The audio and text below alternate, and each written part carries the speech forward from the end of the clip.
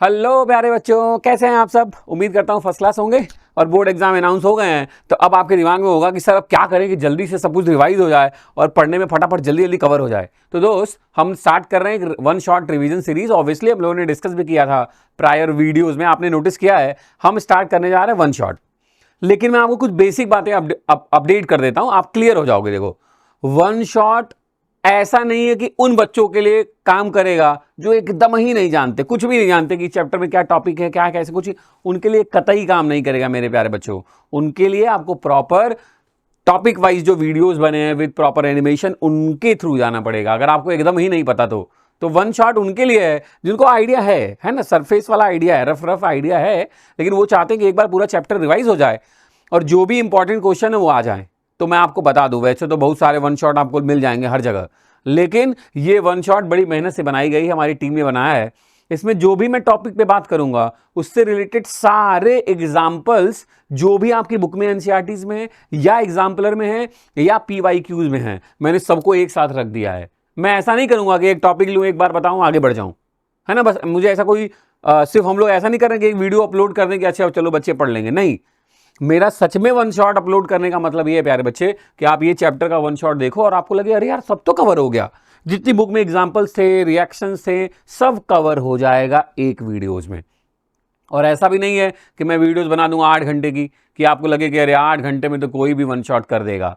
दोस्त, मैंने तुम्हारे लिए एकदम कंप्रेस वर्जन में इलेबरेट करके सब कुछ चीजें इसमें ऐड कर दी हैं और मैं गारंटी के साथ कह रहा हूं, आप पेन कॉपी लेके बैठिए, एकदम शांत दिमाग, एकदम शांत वातावरण बना लीजिए, अगल बगल बैठिए। और अगर पूरी वीडियोस के बाद आप मेरे को कमेंट करके नहीं बताएंगे कि सर मजा ही आ गया, सब कुछ कवर हो गया, कुछ बचा ही नहीं, ऐसा भी नहीं कि अभी पढ़ने के बाद मुझे कहीं और जाना है, तो फिर आप हमसे कहिएगा। तो दोस्त, एक लंबी सांस लेके जय श्री राधे बोलते हुए चैप्टर की शुरुआत करता हूं। फिर से बता दूं, अगर आपको थोड़ा बहुत आइडिया भी है इस चैप्टर का तो ये वीडियो आपके लिए धमाकेदार है और आपका काम बनने वाला है। तो दोस्त शुरू करते हैं, है ना। तो चलिए स्टार्ट करते हैं। स्टार्ट कर रहे हैं वन शॉट। सबसे पहले चैप्टर किसके बारे में? केमिकल रिएक्शन एंड इक्वेशन के बारे में। और सबसे पहली कहानी आती है कि व्हाट इज केमिकल रिएक्शन। जैसे मैं बोलता हूं व्हाट इज केमिकल रिएक्शन, तो प्यारे बच्चों सबसे पहला दिमाग में आपके सवाल क्या आता है कि सर केमिकल रिएक्शन का मतलब क्या। कि जैसे मैं अभी लिख दूं कि सर H2 + O2 H2O, तो सर आप बोलोगे ये केमिकल इक्वेशन है, केमिकल रिएक्शन है, यही तो है केमिकल रिएक्शन, है ना। क्लियर, आप मेरी बात समझ रहे होंगे। जैसे मैं बोलूं केमिकल रिएक्शन तो आपके दिमाग में कोई इक्वेशन आ जाती होगी, H2 + O2 H2O, कोई भी और बेसिक सी केमिकल रिएक्शन। तो केमिकल रिएक्शन का मतलब क्या है दोस्त? बड़ा सिंपल सा फंडा है। आप नोटिस करेंगे कि जो एलिमेंट पहले थे, ये देखो पहले भी H था और O था, जो बना है बाद में उसमें भी ध्यान से देखिए H और O ही है, लेकिन उनकी पोजीशन में चेंज हो गया है ना, उनकी जगह में चेंज हो गया है। पहले अलग अलग थे, हो सकता है साथ में हो गए हो, कभी ऐसा हो सकता है कि पहले साथ में हो बाद में अलग हो गए हो, है ना। तो कहने का मतलब क्या है कि केमिकल रिएक्शंस में जो एटम है उनका क्या होता है? रीअरेंजमेंट होता है। क्या होता है प्यारे बच्चों? रीअरेंजमेंट ऑफ एटम होता है। और जैसे ही एटम रीअरेंज होता है, ध्यान से देखना, तो पहले जब आप बोलते थे इसको हाइड्रोजन, ऑक्सीजन, बाद में आप इसको बोलने लगते वाटर। वाटर एक नया कंपाउंड है, उसकी कोई भी प्रॉपर्टी ना तो H2 से मैच कर रही हाइड्रोजन से और ना ही ऑक्सीजन से। मतलब एटम्स का रीअरेंजमेंट होगा और आपको क्या मिलेगा? एक न्यू कंपाउंड मिल जाएगा, न्यू सबस्ट्रेट मिल जाएगा, देन ऑब्वियसली न्यू प्रॉपर्टीज भी होगी। तो केमिकल रिएक्शन का मतलब क्या है? मैं आपको कुछ नहीं रटवा रहा हूं, एकदम कुछ नहीं। आप ध्यान से देखिए कि यही तो होता है केमिकल रिएक्शन में। कोई भी केमिकल रिएक्शन उठा के देख लीजिए, इधर इस साइड से उस साइड जाने में, मैं अभी साइड बोल रहा हूं क्योंकि मैं अभी रिएक्टेंट प्रोडक्ट बात नहीं किया हूं, तो मैं बोल भी नहीं रहा हूं, है ना। मैं आपको कुछ नया टर्म दूंगा तो उसके बारे में बात करूंगा आपसे, डोंट वरी। तो मैंने बोला, आपने नोटिस किया कि सर इस डायरेक्शन के इधर जो एलिमेंट है वही उधर भी है, बट उनका पोजीशन अरेंज, जो रीअरेंजमेंट हो गया है, जैसे थे वैसे बदल गए हैं। तो किसी भी केमिकल रिएक्शन में प्यारे बच्चों यही होता है। क्या? Rearrangement of atoms takes place by which a new substance with new properties are formed. Come on, मेरे साथ बोल लो। क्या?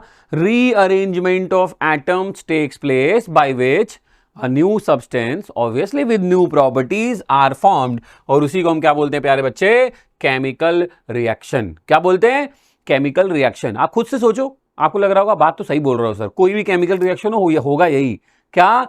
rearrangement of atom takes place by which a new substance with new properties are formed. अब जो हमारा बात है कि सर जो भी केमिकल रिएक्शन लिखे जाते हैं उसके कंपोनेंट्स क्या होते हैं, तो अब मैं बोलूंगा मेरे लाल कि ये जो कंपोनेंट है आपको पता भी वैसे है कि ये एरो है, ये जो एरो है उसके पहले जो लिखा होता है उसको बोलते हैं रिएक्टेंट, जो उसके बाद लिखा होता है उसको क्या बोलते हैं, प्रोडक्ट, और ये जो एरो है उसको बोलते हैं direction of reaction. Come on, जो भी आपके सामने आपकी रिएक्शन आप ध्यान से देखिएगा, मैं आपके रेफरेंस में बता रहा हूं, आप ऐसे बैठ के किताब पढ़ रहे होंगे तो मैं कह रहा हूं जो आपके बाएं साइड है, लेफ्ट हैंड साइड, वो क्या है, रिएक्टेंट, जहां से रिएक्शन शुरू हुआ, जहां पे खत्म हो गया जाके वो क्या है, प्रोडक्ट, और बीच में एक एरो बना वो क्या है, डायरेक्शन ऑफ रिएक्शन। तो कहने का मतलब क्या है, जो केमिकल रिएक्शन के कंपोनेंट्स होते हैं, रिएक्टेंट होता है दोस्त, प्रोडक्ट होता है और डायरेक्शन ऑफ रिएक्शन होता है। एक छोटा सा एग्जांपल यहां दिया था, एक बार मैं फिर से दे देता हूं। ये देखिए आपके सामने एक रिएक्शन लिख रहा हूं मैंने लिखा मैग्नीशियम कंबाइन कर रहा है किसके साथ, ऑक्सीजन के साथ, और फॉर्म क्या कर ले रहा है, मैग्नीशियम ऑक्साइड। तो ये आपकी क्या हो गई, direction of reaction. Magnesium and oxygen क्या हो गए, रिएक्टेंट, मैग्नीशियम ऑक्साइड क्या हो गया, प्रोडक्ट। फिर से देखिए, जो भी आपके लेफ्ट हैंड साइड है, आप ऐसे बैठे होंगे, जो भी आपके बाएं साइड है, लेफ्ट हैंड साइड है, उसको हम क्या बोलते हैं, रिएक्टेंट बोलते हैं।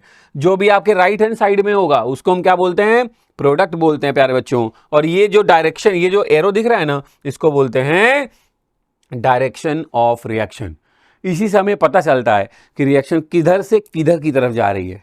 तो जहां से अब आपके दिमाग में 3 वर्ड तो आ गए, सर रिएक्टेंट आ गया, प्रोडक्ट आ गया, डायरेक्शन ऑफ रिएक्शन आ गया। अब सवाल तो ये भी है कि रिएक्टेंट किसको बोलते हैं, सवाल तो ये भी है प्रोडक्ट किसको बोलेंगे, सवाल तो ये भी है प्यारे बच्चों की डायरेक्शन ऑफ रिएक्शन किसको बोलेंगे। तो बड़ा सिंपल सा फंडा है, देखो ध्यान से, कितना सिंपल है। जहां से रिएक्शन शुरू होगी उसको बोलेंगे reactant. The substance which initiate the chemical reaction called reactant. कितना आसान है, जो केमिकल रिएक्शन को शुरू करेगा वो रिएक्टेंट है। वैसे ही the substance which is formed after the completion of reaction, जब रिएक्शन कंप्लीट होगी जो भैया जी बनेंगे उनको बोलते हैं प्रोडक्ट। क्या बोलते हैं, प्रोडक्ट। और ये क्या है, ये है डायरेक्शन ऑफ रिएक्शन। ये क्या इन्फॉर्म करता है, it is inform about the direction of the reaction, मतलब वेयर रिएक्शन प्रोसीड। अपना भाई किधर से किधर जा रहा है, इधर से इधर जा रहा है तो ये रिएक्टेंट ये प्रोडक्ट, इधर से इधर जा रहा है तो ये रिएक्टेंट और ये प्रोडक्ट। अभी ठीक है, component of chemical reaction done है कि सर रिएक्टेंट है, प्रोडक्ट है, डायरेक्शन ऑफ रिएक्शन है। और आपने अच्छा किया सर, हमें रिएक्टेंट, प्रोडक्ट और डायरेक्शन ऑफ रिएक्शन की डिफिनीशन भी बता दी। अब प्यारे बच्चों ध्यान से सुनो, ये जो आपके सामने बात लिखी हुई ना, magnesium plus oxygen gives magnesium oxide. अच्छा, मैं इसको ऐसे भी तो लिख सकता था कि Mg plus O2 gives MgO। इसका मतलब कि सर केमिकल रिएक्शन को रिप्रेजेंट करने के मेथड्स हैं। अगर मैं केमिकल रिएक्शन को वर्ड्स के फॉर्म में लिख दूं तो उसको बोलते हैं वर्ड इक्वेशन। केमिकल रिएक्शन को अगर मैं इक्वेशन जैसा लिख दूं, इक्वेशन मतलब कि A plus B gives C, ऐसे इस फॉर्मेट में लिख दूं कि गिव्स आ जाए बीच में, डायरेक्शन ऑफ रिएक्शन आ जाए, तो कहता है कि किसी केमिकल रिएक्शन को आप 2 तरीके से रिप्रेजेंट कर सकते हो दोस्त। एक तो फॉर्मूले की तरीके, फॉर्मूला लिख दो, उसको बोलते हैं मॉलिक्यूलर इक्वेशन। क्या बोलते हैं, मॉलिक्यूलर इक्वेशन। या क्या ऑप्शन है कि मैं वर्ड में लिख दूं, तो उसको क्या बोलते हैं, वर्ड इक्वेशन। और ये दोनों ही एक्चुअली केमिकल इक्वेशन के पार्ट हैं। जब आप किसी केमिकल रिएक्शन को, मेरी बात सुनना, मैंने लिखा, मैं बोर्ड में लिख रहा हूं, देखो मैं बोल रहा हूं where magnesium combined with oxygen it form magnesium oxide. ये तो एक लाइन हो गई, एक स्टेंजा हो गया कि चल आपने सर 2 लाइन बोल दिया, ये तो केमिकल रिएक्शन मैंने बोल दिया। लेकिन जब इसी को मैं इक्वेशन के फॉर्म में लिखूंगा ऐसे कि magnesium plus oxygen gives MgO, उसको मैं 2 तरीके से लिख सकता हूं, एक वर्ड में और एक सिंबल के फॉर्म में। तो बस इसी को बोलते हैं केमिकल इक्वेशन। इसका मतलब ये हुआ प्यारे बच्चे कि केमिकल इक्वेशन क्या है, ये एक तरीके का शॉर्ट हैंड रिप्रेजेंटेशन है किसी भी केमिकल रिएक्शन का। उस पूरी केमिकल रिएक्शन को इतना ना लिखना पड़े, शॉर्ट में लिखना पड़े, उसी रिप्रेजेंटेशन को क्या बोलते हैं, केमिकल इक्वेशन। या आप अपने वर्ड में भी बोल सकते हैं कि सर किसी केमिकल रिएक्शन को इक्वेशन के फॉर्म में लिख देना is known as chemical equation. और ये 2 तरीका है इस काम को करने का। जैसे ध्यान से देखिए, अभी थोड़ी देर पहले मैंने एग्जांपल लिया था कि मैग्नीशियम और ऑक्सीजन मिलके क्या बनाएंगे, मैग्नीशियम ऑक्साइड, है ना। लेफ्ट हैंड साइड को रिएक्टेंट, प्रोडक्ट, ये मैंने आपको पहले भी बता दिया। मेरी बात ध्यान से सुनिएगा, मैं आपको समझाना क्या चाहता हूं। एरो इंडिकेट करता है ऑब्वियसली रिएक्शन किधर से किधर की तरफ जा रही है ना। अब देखिएगा गेम क्या मैं समझा रहा हूं। तो ये जो केमिकल इक्वेशन है मैंने बोला इसको दो तरीके से लिख सकते हैं। अगर आप वर्ड में लिखते हैं जैसे ये लिखा है तो इसको प्यारे बच्चे बोलते हैं वर्ड इक्वेशन, और इसी बात को अगर आप सिंबल के फॉर्म में लिखते हैं, लाइक इसी बात को आप ऐसे लिख दें कि Mg plus O2 gives MgO, तो इसको हम बोलते हैं मॉलिक्यूलर इक्वेशन। क्या बोलते हैं प्यारे बच्चों? Molecular equation. अब ये जो मॉलिक्यूलर इक्वेशन है, ये जो आपके सामने इक्वेशन लिखी, इसको भी मैं दो तरीके से लिख सकता हूं दोस्त। कैसे? एक तो ऐसा इक्वेशन लिखूं जिसमें रिएक्टेंट साइड में जो नंबर ऑफ एटम्स हैं वो अलग हो, अलग का मतलब नंबर अलग हो। जैसे यहां एक मैग्नीशियम है, इधर भी एक मैग्नीशियम है, यहां ऑक्सीजन कितना है? 2, यहां ऑक्सीजन कितना है? एक ही तो है। मतलब number of different atoms in reactant and product अगर बराबर नहीं हो तो ऐसे रिएक्शन को बोलते हैं स्केलेटल, ध्यान से सुनना, स्केलेटल इक्वेशन, या प्यारे बच्चों या चैंपियंस उसी को बोलते हैं अनबैलेंस्ड इक्वेशन। क्या बोलते हैं? Unbalanced equation. फिर से बोलो, अनबैलेंस्ड इक्वेशन। बैलेंस नहीं है, जो भी number of atom different atoms हैं in reactant and product side दोनों अलग अलग है, बराबर नहीं है, तो अनबैलेंस। और इसी बात को मैं ऐसे भी लिख सकता हूं दोस्त कि 2Mg plus O2 gives 2MgO। अब ध्यान से देखो, इधर मैग्नीशियम कितना है? 2, इधर मैग्नीशियम कितना है? 2, इधर ऑक्सीजन कितना है? 2, या इधर भाई ऑक्सीजन कितना है? 2। अब ये दोनों तरफ नंबर ऑफ एटम्स जो डिफरेंट एलिमेंट्स के थे वो बराबर है, तो मतलब ये क्या है? Balance equation. ध्यान से सुनना है ना। देखो एक एक तरीके समझो। केमिकल रिएक्शन को हम रिप्रेजेंट कर सकते हैं लिख के वर्ड फॉर्म में वर्ड इक्वेशन, सिंबल फॉर्म में मॉलिक्यूलर इक्वेशन। ये जो मॉलिक्यूलर इक्वेशन है उसको भी दो तरीके से लिख सकते हैं। अगर दोनों साइड के जो नंबर ऑफ एटम्स हैं डिफरेंट एलिमेंट्स के वो बराबर हैं तो बैलेंस केमिकल इक्वेशन, बराबर नहीं है अनबैलेंस केमिकल इक्वेशन या स्केलेटल केमिकल इक्वेशन। डन है? डन है? ये बात समझ में आती है? एकदम ध्यान से सुनते रहिएगा, मैंने बोला ना एक एक चीज कंप्लीट कर दूंगा, कुछ नहीं छूटेगा, सब डन। आप उठोगे भोकाल में एकदम कि तेरी पूरा चैप्टर आ गया। ठीक है, चलो आगे मेरी बात ध्यान से सुनना। आपने बोला ठीक है सर, हमने समझ लिया, सिंपल रिप्रेजेंटेशन करते हैं तो उसको बोलते हैं वर्ड इक्वेशन, जैसे थोड़ी देर पहले एग्जांपल वर्ड वाला लिया था। और अगर मैं सिंबल के फॉर्म में कर दूं तो हम क्या बोलते हैं? Molecular equation. चलो ये मैंने आपको बता दिया। अब कहता है कि जब भी आप कोई केमिकल इक्वेशन लिखते आते हैं तो कुछ चीजें इन्वॉल्व होती है। मेरी बात ध्यान से सुनेगा। जैसे आपके सामने कुछ लिखा हुआ है तो आपने बोला कि जो लेफ्ट हैंड साइड है सर उसको बोलते हैं क्या? रिएक्टेंट। जो राइट हैंड साइड है उसको क्या बोलते हैं? प्रोडक्ट। तो कहता है रिएक्टेंट जो पहला स्टेप्स इन्वॉल्व है during right the chemical equation, ध्यान से सुनना। पहला कहता है कि रिएक्टेंट को हमेशा लेफ्ट हैंड साइड लिखना है और प्रोडक्ट को हमेशा कहां लिखना है? राइट हैंड साइड, जब भी आप कोई केमिकल इक्वेशन लिखते हैं। दूसरा पॉइंट देखिए क्या कह रहा है? कह रहा रिएक्टेंट एंड प्रोडक्ट को हम सेपरेट कैसे करते हैं? तो आप बीच में एरो बना के सेपरेट करते हो। हम कैसे सेपरेट करते हैं? थ्रू द एरो के थ्रू हम उनको सेपरेट कर देते हैं। अगला पॉइंट कह रहा है कि अगर एक से ज्यादा रिएक्टेंट एंड प्रोडक्ट है तो उनको कैसे सेपरेट करते हैं? तो आप बोलते हो सर हम बीच में प्लस लगा देते हैं। तो ये देखिए कहता है बीच में प्लस साइन के साथ लिख देते हैं। ठीक, फिर कह रहा है कि हम उनकी कंडीशन मेंशन करते हैं। जैसे आपके सामने देखिए लिखा है मैग्नीशियम सॉलिड स्टेट में है, ऑक्सीजन गैसियस स्टेट में है, मैग्नीशियम ऑक्साइड जो कंपाउंड है वो क्या है? सॉलिड स्टेट में है। तो कहता है हम उनकी कंडीशन को मेंशनड करते हैं। ये स्टेट हो गया, कंडीशन का मतलब ये एरो पे जो बातें लिखी होंगी कि हीट कर रहे हैं, इलेक्ट्रिसिटी है, लाइट है, इसको बोलते हैं कंडीशन। तो पहला कह रहा है कंडीशन, फोर्थ पॉइंट कह रहा है कंडीशन को मेंशन करते हैं एरो के ऊपर और सबकी स्टेट को मेंशन करते हैं, उनकी फिजिकल स्टेट को मेंशन करते हैं। जो भी भाई है उसी के नीचे सबस्क्रिप्ट के फॉर्म में रिप्रेजेंट कर देते हैं। जब भी आप कोई केमिकल इक्वेशन लिखते हैं आपको ये आइडिया है, लेकिन ऑब्वियसली मेरा काम है आपको फिर से रिकॉल करा देना, क्योंकि आप वन शॉट देख के चीजों को रिकॉल कर रहे हैं, पहली बार पढ़ने नहीं बैठे हैं, है ना। तो आपने बोला ठीक है एकदम सही बोल रहे हो सर, जब भी कोई केमिकल इक्वेशन लिखना होगा तो मैं ऐसे लिखते हैं, रिएक्टेंट को लेफ्ट हैंड साइड, प्रोडक्ट को राइट हैंड साइड, दोनों को अलग करने के लिए एरो लगाते हैं। एक से ज्यादा रिएक्टेंट एंड प्रोडक्ट हो उनको अलग अलग करने के लिए प्लस यूज कर लेते हैं, है ना। रिएक्शन जिस कंडीशन में हो रही है उसको कहां लिखते हैं? एरो के ऊपर लिखते हैं। और सबस्क्रिप्ट में हर रिएक्टेंट एंड प्रोडक्ट के नीचे उनकी क्या लिख देते हैं? Physical state. और यही तरीका है किसी भी केमिकल रिएक्शन को, किसी भी केमिकल इक्वेशन को रिप्रेजेंट करने का। कोई दिक्कत? यहां पे कोई दिक्कत मेरे लाल? सही है। अब सवाल है कि सर आपने एक वर्ड अभी यूज किया, balancing of the chemical equation, है ना। ये दिख रहा है, ये बैलेंस है, ये आप ही के लिए रखा था, थोड़ा सा मजा आ जाए आपको देखे। ये देखो एकदम फर्स्ट क्लास बैलेंस है। तो बैलेंसिंग ऑफ केमिकल इक्वेशन का मतलब क्या?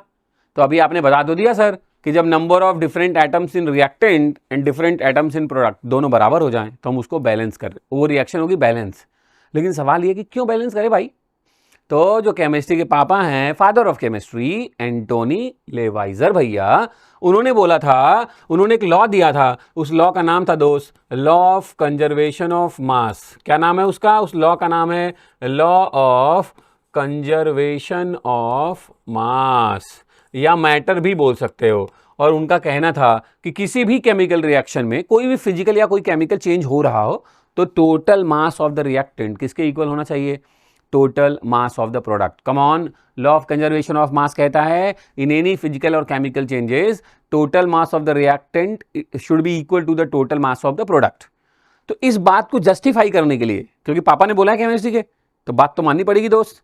तो उस बात को जस्टिफाई करने के लिए कि हमारी ये बात हर रिएक्शन में सही हो, हमें केमिकल रिएक्शन को बैलेंस करना पड़ता है, क्योंकि दोनों साइड अगर एटम बराबर होंगे तो ऑब्वियसली उनका वेट भी क्या होगा? बराबर होगा। तो इसीलिए हम क्या करते हैं? टोटल मास ऑफ रिएक्टेंट और टोटल मास ऑफ प्रोडक्ट को इक्वलाइज कर देते हैं। पल्ले पड़ गया ये बात? अच्छे से बात समझ में आ गई? चलिए अब मेरी बात ध्यान से सुनेगा, इसी बात को फटाफट अपडेट करता हूं आपको।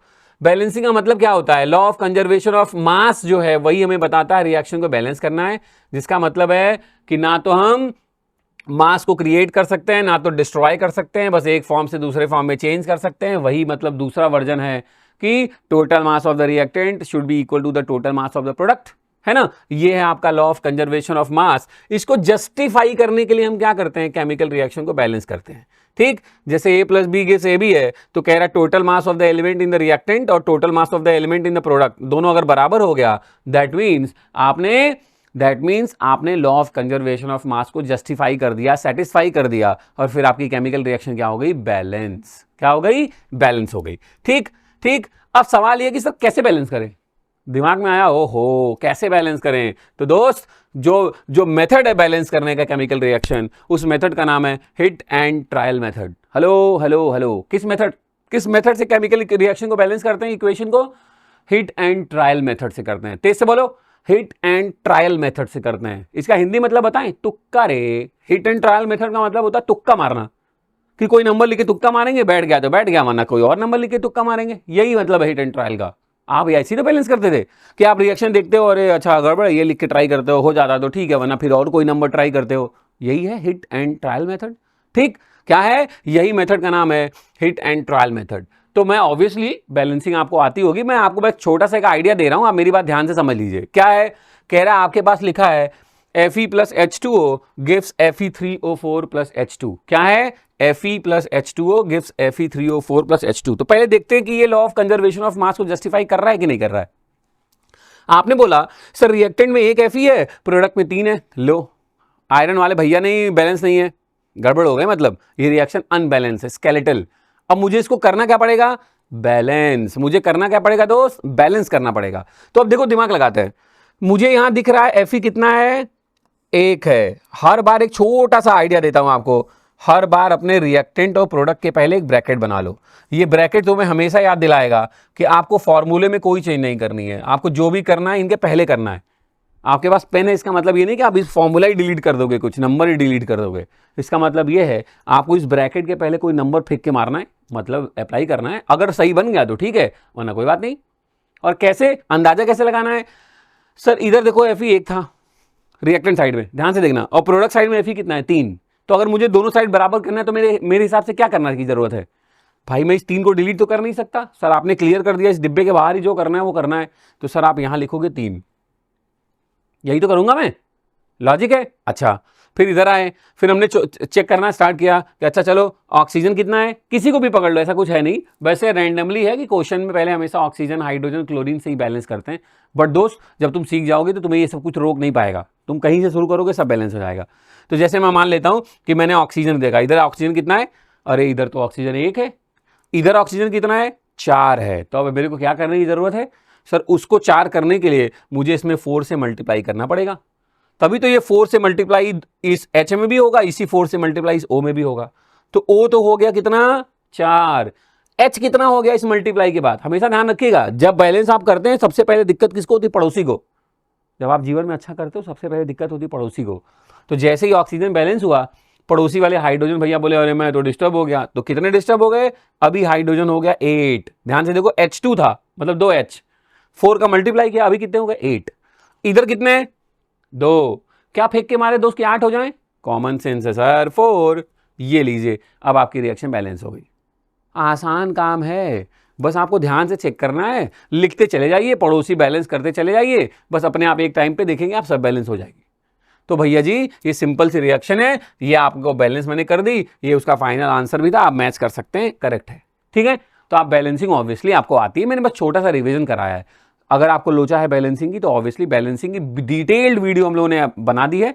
अब कैसे आना है आप कमेंट बॉक्स में आइए, कमेंट करिए, मैं बताता हूं आप कैसे वहां तक पहुंच सकते हैं। ठीक है, चलिए आगे बढ़ जाऊं, आप प्रैक्टिस कर लेना, जो भी समस्या होगी कमेंट में डालना दोस्त। और ये ऑब्वियसली मैं कहता हूं, चलो ये टारगेट है तुम्हारा, जो तुमको सबसे मुश्किल रिएक्शन लगती होगी वही कमेंट बॉक्स में लिख देना, मैं उसकी बैलेंसिंग आपको बता दूंगा फटाक से। ठीक है, ठीक ठीक, अरे 1 2 3 लिख देना भाई, चलो वो भी बता दिया। ऐसा क्या टेंशन ना लो दोस्त, मैं हूं तो केमिस्ट्री की टेंशन मुझे दो, तुम्हें लेने की जरूरत नहीं है। चलो आगे बढ़ते हैं। आपने बोला ठीक है सर, बात तो समझ में आ गया, हिट एंड ट्रायल मेथड से रिएक्शन बैलेंस हो गई, और ये आपको बात समझ में भी आ गई कि ठीक है ये है बढ़िया मेथड और इससे हम बैलेंसिंग कर सकते हैं। ठीक है, पक्का समझ में आ गया? ध्यान से देखिएगा, ये अपना भाई है ना, टेंशन में आ गया था कि कैसे समझाएं तुम्हें, तो ये हिट एंड ट्रायल मेथड से तुमने बैलेंसिंग सीख ली। आगे बढ़ रहा हूं। अब सवाल ये है कि सर जब कोई केमिकल रिएक्शन होती है तो कुछ चेंजेस होते होंगे, भाई हमें कैसे पता चलेगा केमिकल रिएक्शन हो रही है ना? तो हमको जो टॉपिक है वो टॉपिक है characteristics of the chemical reaction, है ना, characteristics of the chemical reaction. तो चलिए मैं आपको जल्दी से याद दिलाता हूं कि जब भी केमिकल रिएक्शन होती है तो क्या क्या हो सकता है। हो सकता है कोई गैस निकले, मतलब इवोल्यूशन ऑफ गैस। हो सकता है कोई पीपीटी बने, मतलब फॉर्मेशन ऑफ पीपीटी। हो सकता है दोस्त कलर में चेंज हो, चेंज इन कलर। हो सकता है स्टेट में चेंज हो जाए, चेंज इन स्टेट, है ना। हो सकता है टेम्परेचर में चेंज हो जाए, चेंज इन हीट। ये 5 कैरेक्टरिस्टिक्स हैं केमिकल रिएक्शन की, कि जब भी कोई केमिकल रिएक्शन हो रही होगी तो इनमें से कुछ जरूर हो रहा होगा। हो सकता है 2-4 चीजें भी हो रही हो, लेकिन कम से कम एक जरूर होगा, तभी वो केमिकल रिएक्शन है। क्या? Formation of PPT, evolution of gas, change in colour, change in state, change in heat. Come on, एक बार और चलो मेरे साथ। क्या क्या? Formation of PPT, evolution of gas, change in colour, change in temperature, change in heat. इनमें से कुछ हो रहा है, मतलब it is the characteristics of the chemical reaction, है ना। चलो फटाक से देखना शुरू करो, मैं एक एक एग्जांपल के साथ आपको अपडेट कर रहा हूं। पहला कह रहा है या तो चेंज इन स्टेट होगा। स्टेट चेंज का मतलब देखिए, सॉलिड था, जब लिक्विड में आया तो क्या हुआ, स्टेट चेंज हो गया। लिक्विड से गैस में गया, फिर स्टेट चेंज हो गया।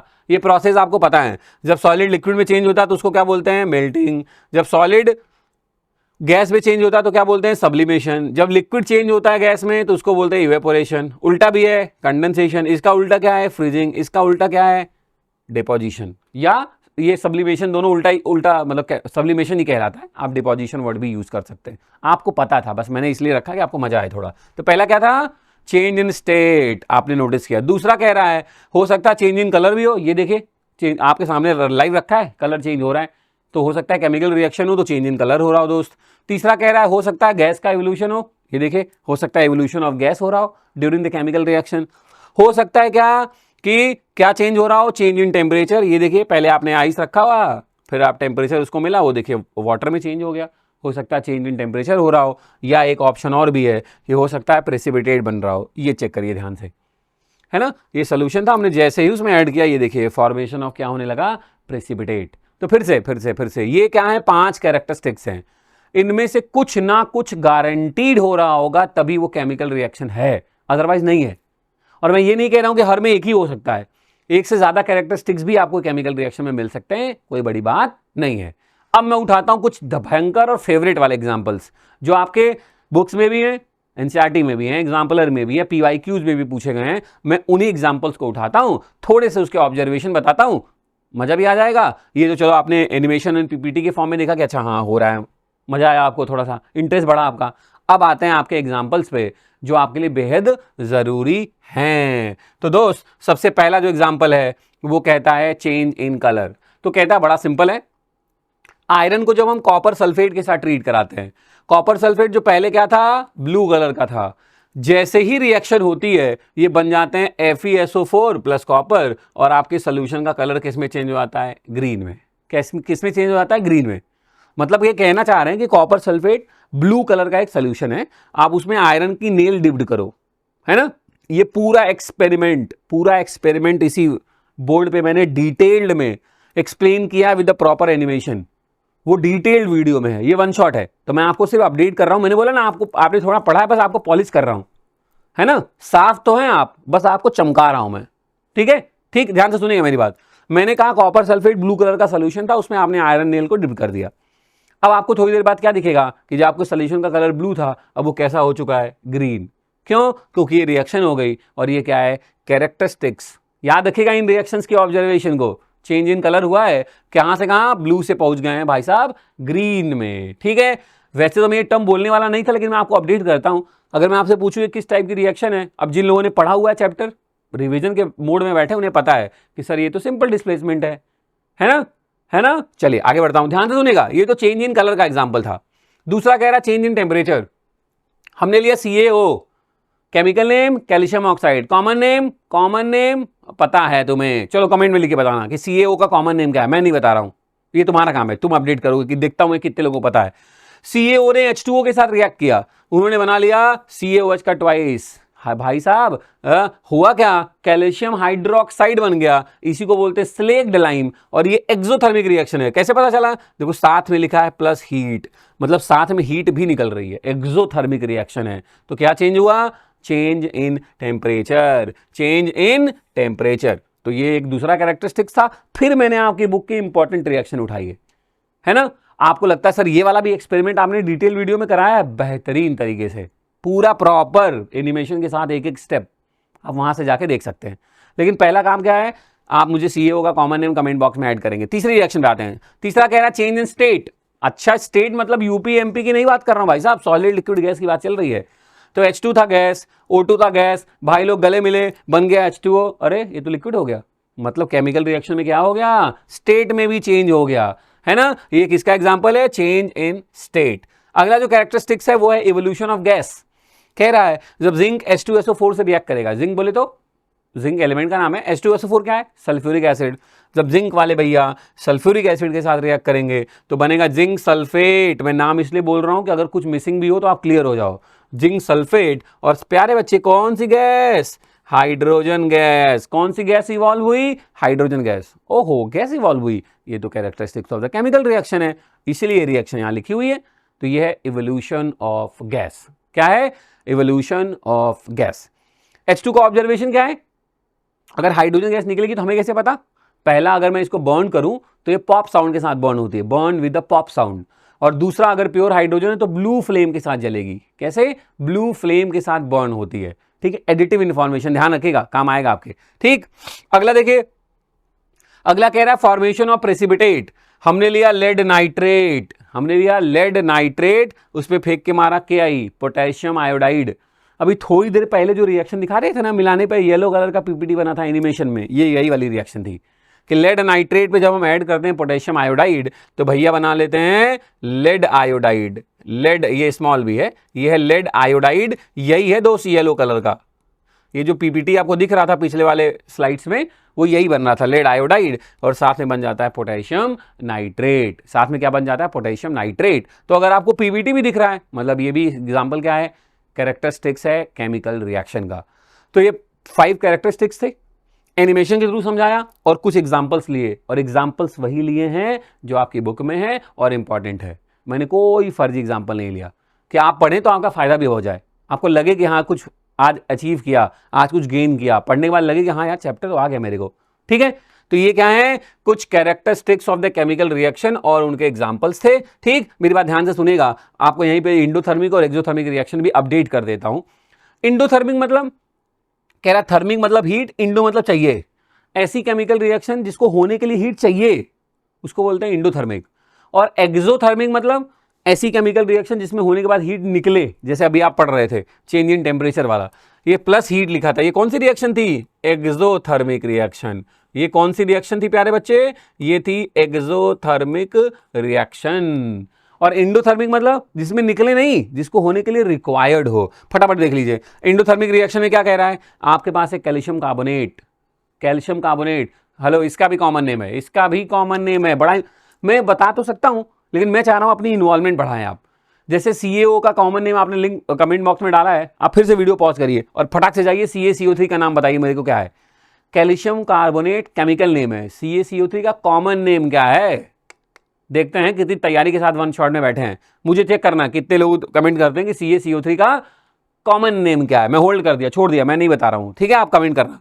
तो कह रहा CaCO3 को जब हम हीट के प्रेजेंस में ब्रेक डाउन करते हैं, तोड़ते हैं हीट के प्रेजेंस में, तो ये भाई साहब बनाते हैं CaO, calcium oxide, common name आप लिख चुके होंगे अभी तक, और दूसरा CO2 गैस रिलीज होती है। कैसे पता CO2 निकला? जैसे H2 निकलता है, pop sound, pale blue flame के साथ जल रहा है, वैसे CO2 का कैसे पता चलेगा? सर CO2 वाली तो बड़ी इंपॉर्टेंट रिएक्शन है। CO2 क्या करता है? CO2 क्या करता है? लाइम वाटर को मिल्की कर देता है। क्या करता है? लाइम वाटर को मिल्की कर देता है। आपको पता है ये जो मैं लाइन बोल रहा हूं, वो वाली इक्वेशन इस पूरे एग्जांपल्स में एक जगह लिखी भी हुई है कि वो लाइम वाटर को मिल्की कर दे रहा है। आप मुझे ये भी बताना कि कौन से नंबर पे लिखा हुआ है। ये जो मैं बोल रहा हूं कि CO2 गैस लाइम वाटर को मिल्की कर देता है, क्या आप पहचान गए कि नहीं कि कौन से ऑब्जर्वेशन में लिखा है? ठीक, वहीं से आपको पहले सवाल का जवाब भी मिल जाएगा, आपका काम बन जाएगा, है ना। तो आप नोटिस करिएगा, है ना, यहां पे जो लाइम वाटर मिल्की वाली रिएक्शन है उसका एक स्टेप लिखा है, लाइम वाटर बनाया गया है, अब उसमें CO2 फेंक के मारेंगे तो वो लाइम वाटर मिल्की हो जाएगा। आप मुझे बताइएगा इसमें से कौन सा है, ठीक है, पक्का। ये है characteristics of the chemical reaction के कुछ फेवरेट एग्जांपल्स। उम्मीद करता हूं एनिमेशन एंड एग्जांपल्स के थ्रू प्रॉपर्ली आपके दिमाग में अच्छे से ये बात समझ में आ गई होगी। ठीक, तो ये इंडो और ये एक्सोथर्मिक एग्जांपल्स पहले ही है। देखिए और भी एग्जांपल मैंने लिख दिया, जैसे कि फोटोसिंथेसिस तब तक नहीं होगी जब तक सनलाइट ना हो, मतलब सनलाइट चाहिए, चाहिए मतलब हीट चाहिए, चाहिए मतलब इंडोथर्मिक। तो फोटोसिंथेसिस भी एक तरीके का इंडोथर्मिक रिएक्शन है। वैसे ही डाइजेशन और रिस्पिरेशन जो अपने बॉडी में हो रही है वो एक तरीके का एक्सोथर्मिक है ना, खाने का डाइजेशन होना एक्सोथर्मिक रिएक्शन है। ठीक, रिस्पिरेशन जो प्रोसेस है वो एक्सोथर्मिक रिएक्शन है। आप ये भी ध्यान रखिएगा। डन है? पक्का है? पक्का है, जो बता रहा हूं लकीर पत्थर की, यही आना एग्जाम में, यही एग्जाम्पल्स रिपीट होंगे, ध्यान रखना। ठीक, अब मैं आगे बढ़ रहा हूं। आपने बोला ठीक है सर मेरे को characteristics of the chemical reaction में पक्का हो गया, सारे कैरेक्टरिस्टिक पता हो गए और रिएक्शन भी आपने बड़ा अच्छा एक्सप्लेन कर दिया, मेरे को क्लियर हो गया क्या ऑब्जर्वेशन मिल रही है, क्या चेंजेस दिख रहे हैं। अब दोस्त आ रहे मेन कहानी पे कि केमिकल इक्वेशन से हमें क्या पता चलता है। तो ये तो ठीक है, क्या नहीं पता चलता वो भी जानने की जरूरत है। कोई केमिकल रिएक्शन लिखी हो तो देख के तुम क्या बता सकते हो? रिएक्टेंट कौन है, प्रोडक्ट कौन है, उनकी स्टेट्स क्या है, कंडीशंस क्या है, डायरेक्शन रिएक्शन की क्या है। क्या नहीं बता सकते? कितनी देर में कंप्लीट होगी? कोई रिएक्शन देके बता सकते हो कितनी देर में कंप्लीट हो जाएगी? नहीं, है ना। आप ये बता सकते हो किस स्पीड से रिएक्शन हो रही है? नहीं। तो कुछ जैसे केमिकल इक्वेशन कुछ इंफॉर्मेशन देता है, वैसे केमिकल इक्वेशन की कुछ लिमिटेशन भी हैं। जैसे ये केमिकल इक्वेशन लिखी हुई है, हमें रिएक्टेंट दिख रहा है, प्रोडक्ट दिख रहा है, कंडीशंस दिख रही हैं, इनके स्टेट्स दिख रहे हैं, लेकिन क्या नहीं दिख रहा है दोस्त? वो हमें नहीं बता रहा है कि इनके कॉन्सेंट्रेशन कितने कितने हैं। देखिए आप कॉन्सेंट्रेशन का आइडिया नहीं लगा सकते। कॉन्सेंट्रेशन मतलब कितना मोल पर लीटर में प्रेजेंट है, ये तो हमें कहीं नहीं दिख रहा। हमें ये नहीं पता चलेगा कि किस स्पीड से केमिकल रिएक्शन हो रही है। ऑब्वियसली इसको देख के स्पीड का आइडिया कैसे लगेगा? नहीं लगेगा।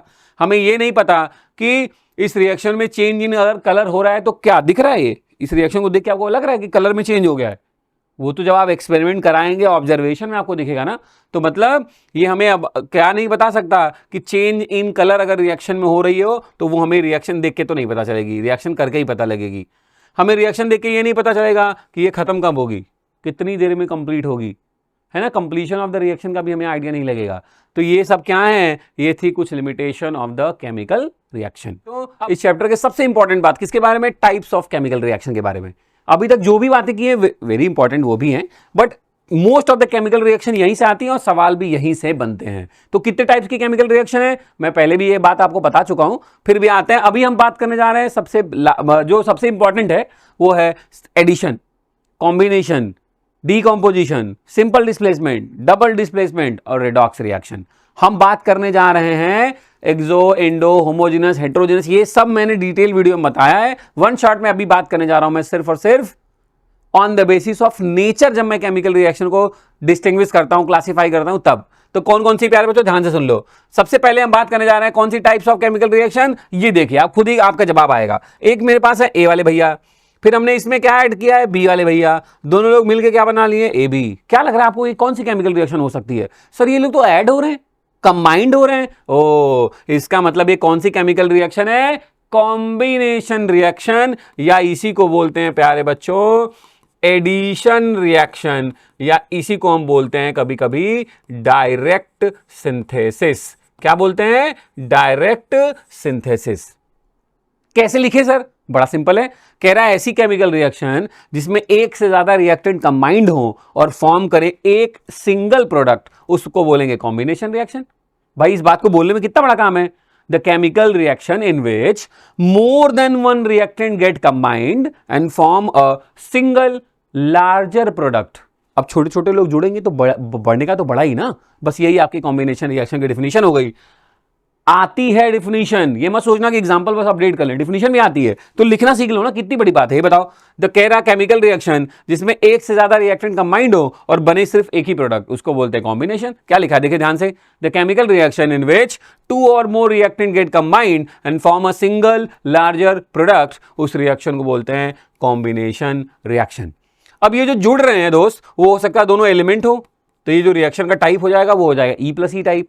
हो सकता है एक एलिमेंट हो एक कंपाउंड हो, वो हो जाएगा E प्लस सी टाइप। हो सकता है जो जुड़ रहे हैं दोनों ही कंपाउंड हो, तो वो हो जाएगा C प्लस सी टाइप।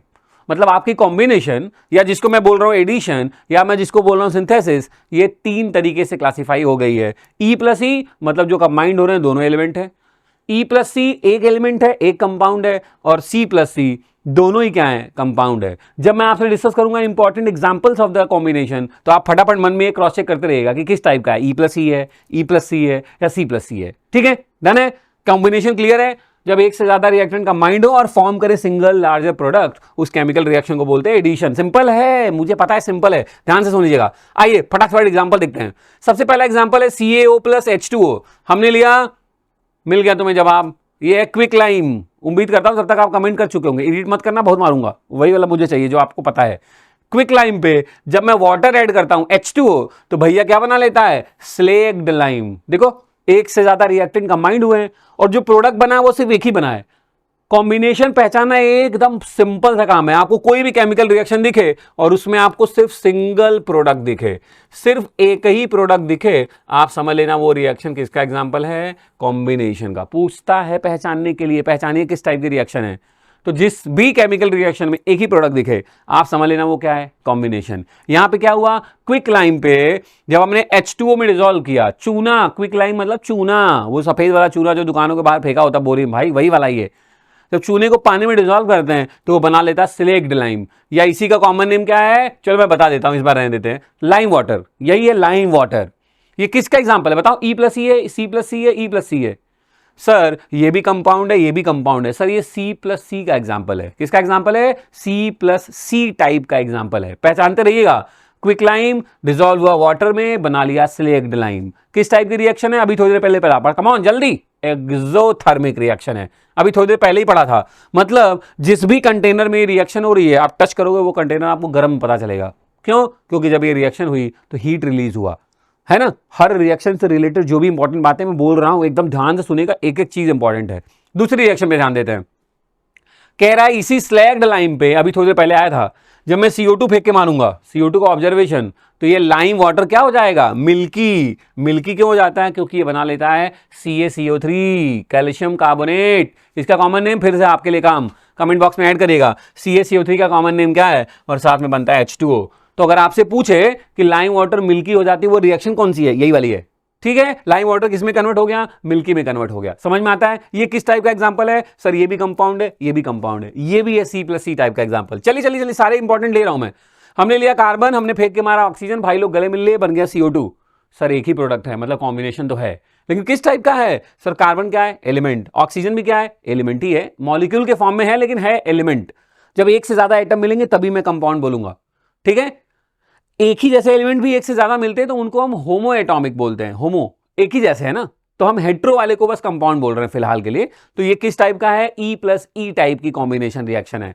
जब कार्बन और ऑक्सीजन गले मिलेंगे तो बन जाएगा CO2, कार्बन डाइऑक्साइड। अगली रिएक्शन देखो, कह रहा है जब अमोनिया NH3, ध्यान रखिएगा, अमोनिया में जब रिएक्ट करता है HCl, hydrogen chloride gas. HCl क्या है? Hydrogen chloride gas. जब भाई को पानी में डिसॉल्व कर देते तो क्या बन जाता है? Hydrochloric acid. डिफरेंस पकड़ना, HCl गैस था, जैसे ही पानी में डिसॉल्व किया भाई बन गया हाइड्रोक्लोरिक एसिड।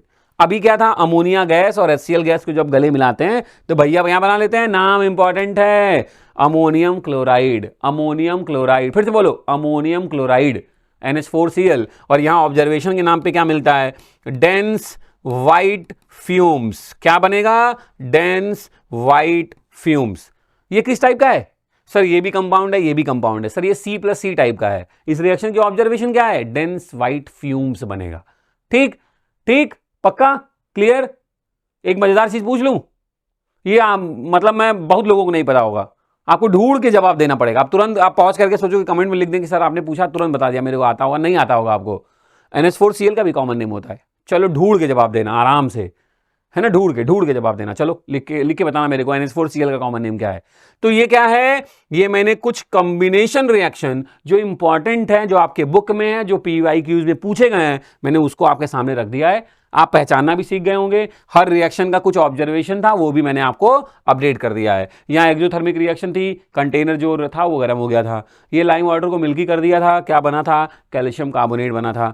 ये C+O2 CO2, यहाँ कोई खतरनाक ऑब्जर्वेशन नहीं है, बस एक पहचानना है कि ये E+E टाइप का है और ये C+C टाइप का कॉम्बिनेशन है। लेकिन इसमें ऑब्जर्वेशन इंपॉर्टेंट थी, क्या? Dense white fume. और यहाँ पे मैंने एक बढ़िया सा क्वेश्चन भी पूछ दिया है, बहुत कम लोगों के जवाब आएंगे, मुझे पहले से पता है। देखते हैं कौन कौन सुपरस्टार है अपने। ठीक, और एक लास्ट एग्जांपल ले लेते हैं। ये क्या है? CO, carbon monoxide. उस पर भाई हमने फेंक के मार दिया ऑक्सीजन, तुरंत भाई लोग गले मिल लिए, बना लिए कार्बन डाइऑक्साइड। किस टाइप का एग्जांपल? कम ऑन सर, ये कंपाउंड है लेकिन ये एलिमेंट है, मतलब ये E+C टाइप का एग्जांपल है।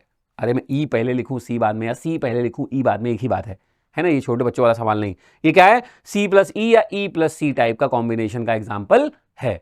ये है आपकी कॉम्बिनेशन रिएक्शन, जब एक से ज्यादा रिएक्टेंट कंबाइन हो और बनाए एक ही सिंगल लार्जर प्रोडक्ट, तो वो रिएक्शन कहलाती है कॉम्बिनेशन। और ये है कॉम्बिनेशन के कुछ धमाकेदार, कुछ खतरनाक, कुछ very important examples with their observation, with their common name. ये मैंने आपके लिए अपडेट कर दिया। इसके बाहर नहीं आएगा रे भाई, तू टेंशन मत लो, बस यही पढ़ना है तुम्हें ईमानदारी के साथ। हो गया काम अपना। चलो दूसरे पे आते हैं। दूसरी रिएक्शन जो हमें पढ़नी है वो है डीकंपोजिशन। अब किसी चीज को तोड़ने की बात हो रही है। देखो, डी मतलब डिलीट, डिस्टर्ब कर देना है, और कंपोजिशन मतलब जिससे मिलके बना है।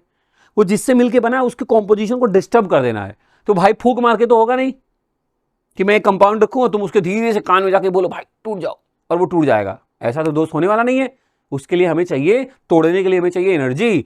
तो जो डीकंपोजिशन रिएक्शन है, ये देखिए मेरे पास था AB, मैंने भाई को एक कंटाप मार दिया, मतलब कंटाप नहीं, मतलब यहां तो कुछ और ही बात होगी, मैं बस एग्जांपल दे रहा हूं। भैया जी ब्रेक डाउन हो गए A में और B में, और ऐसी रिएक्शन को हम बोलते हैं डीकंपोजिशन।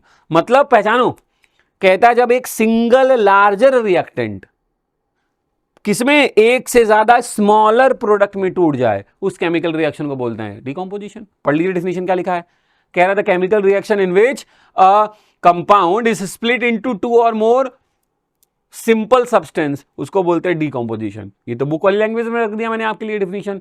बोलने वाली लैंग्वेज में कैसे बोल सकते हैं कि when a single larger reactant break down into more than one smaller product, the reaction is called as decomposition. The reaction is called as decomposition. लेकिन सही बोल रहे हैं सर आप, ये अपने आप तो नहीं टूटेगा। तो दोस्त, हमें जरूरत पड़ेगी हीट की, हमें जरूरत पड़ेगी लाइट एनर्जी की, हमें जरूरत पड़ेगी इलेक्ट्रिसिटी की। थोड़ा सा लगा देते हैं आग। हमें जरूरत पड़ेगी हीट की, हमें जरूरत पड़ेगी लाइट एनर्जी की, हमें जरूरत पड़ेगी इलेक्ट्रिसिटी की। और उसी के बेसिस पे हमने डीकंपोजिशन को 3 पार्ट में डिवाइड कर दिया है। जो हीट वाला है, हीट के प्रेजेंस में हो रहा है, उसको बोलते हैं थर्मल डीकंपोजिशन। मेरे साथ बोलते रहना मन में, हीट के प्रेजेंस में डीकंपोजिशन, थर्मल डीकंपोजिशन। लाइट के प्रेजेंस में जो डीकंपोजिशन हो रही है, फोटोलिटिक डीकंपोजिशन। और जो इलेक्ट्रिसिटी के प्रेजेंस में हो रही है, उसको बोलते हैं इलेक्ट्रोलिटिकल डीकंपोजिशन। कमान फिर से ध्यान से देख लीजिए, इंपॉर्टेंट है इनके एग्जांपल्स। फिर से मैं कह रहा हूं, जो डीकंपोजिशन हीट के प्रेजेंस में होगी, थर्मल डीकंपोजिशन। जो डीकंपोजिशन सनलाइट के प्रेजेंस में होगी, फोटोलिटिक डीकंपोजिशन। और जो डीकंपोजिशन इलेक्ट्रिसिटी के प्रेजेंस में होगी, उसको बोलते हैं इलेक्ट्रोलिटिक डीकंपोजिशन। कोई तकलीफ नहीं, आसान है। अब आते हैं दोस्त सबसे ज्यादा इंपॉर्टेंट, इनके एक एक एग्जांपल पे, और फटाफट पहचानेंगे, ऑब्जर्वेशन पे बात करेंगे। सबसे पहले, क्या ये केमिकल रिएक्शन डीकंपोजिशन है? हाँ है सर। जैसे कॉम्बिनेशन पहचानना एकदम आसान था, सिंगल प्रोडक्ट हो, वैसे डीकंपोजिशन पहचानना भी एकदम आसान है, जिसमें सिंगल, जिस भी केमिकल रिएक्शन में आपको सिंगल रिएक्टेंट दिखाई दे, प्यारे बच्चों समझ लेना वो क्या है, डीकंपोजिशन। सिंगल रिएक्टेंट है, हाँ है। तो ये है calcium carbonate, common name limestone. Cheating मत करना, मैंने बोला था उसी टाइम लिख देना, अब मत जाके कमेंट में लिखना लाइमस्टोन, है ना, अब तो चीटिंग हो गई भाई। ये क्या है, कैल्शियम कार्बोनेट, जिसका कॉमन नेम क्या है, लाइमस्टोन। जब मैं लाइमस्टोन को हीट करता हूं तो वो क्या बनाता है, CaO, quick lime, calcium oxide, और CO2, कार्बन डाइऑक्साइड गैस। किसका एग्जाम्पल है सर, चूंकि यहां पे हीट लिखा है, इसका मतलब ये केमिकल रिएक्शन किस टाइप का डिकम्पोजिशन है, थर्मल डिकम्पोजिशन। शॉर्ट में लिख दे रहा हूं, किस टाइप का डिकम्पोजिशन है, थर्मल डिकम्पोजिशन का एग्जाम्पल है। आप सारे नाम देखिए, ऑब्जर्वेशन पकड़िए और फट पहचानिए किस टाइप का डिकम्पोजिशन है। इंपॉर्टेंट रिएक्शन रहेगी, ध्यान रखिएगा। कैल्शियम कार्बोनेट का ब्रेकडाउन होना into calcium oxide and CO2 is a kind of thermal decomposition. दूसरी रिएक्शन कह रही है, ध्यान से सुनेगा, कि मेरे पास है FeSO4, फेरस सल्फेट। क्या है, फेरस सल्फेट, या इसका कॉमन नेम है दोस्त ग्रीन विट्रियल, क्योंकि ये ग्रीन कलर का होता है ना, ग्रीन कलर का क्रिस्टल के फॉर्म में प्रेजेंट होता है, इसलिए इसको बोलते हैं ग्रीन विट्रियल। हमने सिंगल रिएक्टेंट है, मतलब सर क्लियर है, डिकम्पोजिशन तो है, लेकिन सर फिर एरो के ऊपर क्या लिखा है, हीट। ओहो, मतलब भैया जी भी किसका एग्जाम्पल है, थर्मल डिकम्पोजिशन का। बन क्या रहा है, iron 2 iron 3 oxide, ferric oxide बन रहा है, साथ में बन रहा है SO2 सल्फर डाइऑक्साइड और SO3 सल्फर ट्राइऑक्साइड। ऑब्जर्वेशन क्या है इस रिएक्शन की, चलो ये है तो डिकम्पोजिशन। कौन सा डिकम्पोजिशन, थर्मल डिकम्पोजिशन। ये जो ग्रीन कलर वाले विट्रॉल भैया थे ना, इधर आके क्या हो गए, रेडिश ब्राउन कलर में, क्योंकि आयरन का जो 3 वाला आयन होता है वो रेडिश ब्राउन कलर का होता है। ऑब्जर्वेशन पकड़ो ध्यान से, इस रिएक्शन जब होगी तो हमें क्या दिखेगा, ग्रीन कलर का जो विट्रॉयल था आपका फेरस सल्फेट, जब इसका थर्मल डिकम्पोजिशन करेंगे भैया जी रेडिश ब्राउन कलर में चेंज हो जाएंगे। ये इस रिएक्शन का ऑब्जर्वेशन है ना। देखो दोनों काम आसान कर दिया, पहचानना भी सीख गए, रिएक्शन भी आपके सामने है और आपने इसका ऑब्जर्वेशन भी समझ लिया। ठीक, ध्यान रखिएगा, सारे इंपॉर्टेंट रिएक्शन ले रहा हूं, ध्यान रखना। तीसरा एग्जाम्पल देखो,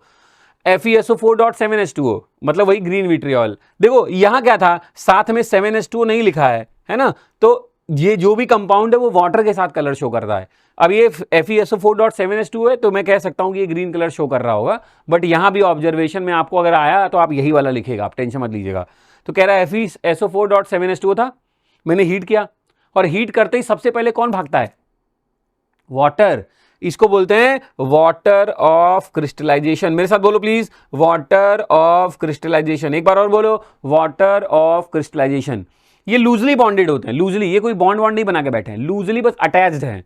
तो जैसे हीट करोगे सबसे पहले यही भाग जाते हैं, है ना। ये आपका बेस्ट फ्रेंड नहीं है, बस ये नॉर्मल दोस्त है, इसे साथ में खेल वे लेता है। तो जब लड़ाई होगी यही पहले भागता है भैया मेरे को तो कोई मतलब नहीं है ना, दोस्त वाला थोड़ा भागेगा, वो तो रहेगा ही तुम्हारे साथ।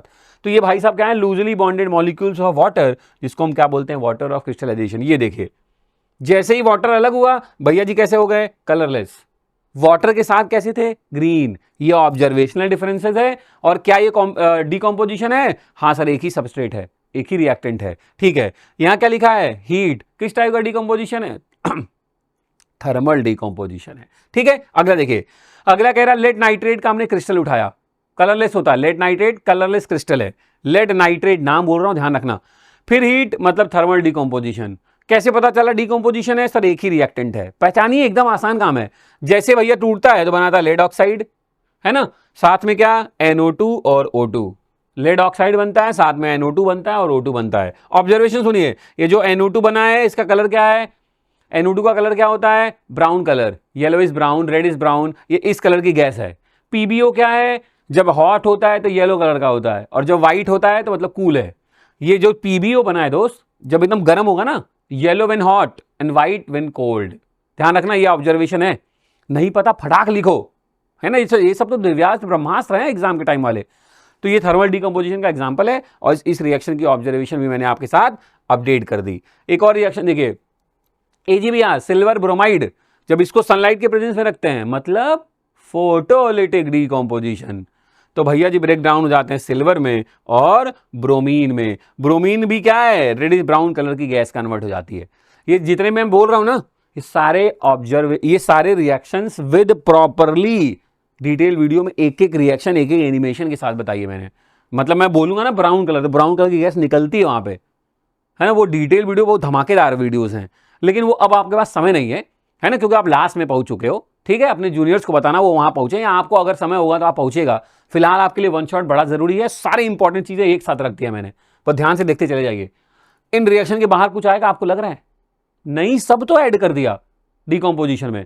तो सबके एग्जांपल्स, सबके ऑब्जर्वेशन और किस टाइप का डिकम्पोजिशन है वो मैंने आपके सामने रख दिया। ध्यान रखिएगा, एकदम अच्छे से ध्यान रखिएगा, एकदम सीरियस बैठे रहिए। देखिए तबाही ना मचा दे तो कहिएगा आप। अगला देखिए, ये वही वाला इलेक्ट्रोलाइटिक डिकम्पोजिशन का एग्जांपल है कि जब हम वाटर की इलेक्ट्रोलिसिस करते हैं तो हमें मिलता है हाइड्रोजन गैस और ऑक्सीजन गैस। कहाँ मिलता है चलो बता देता हूं।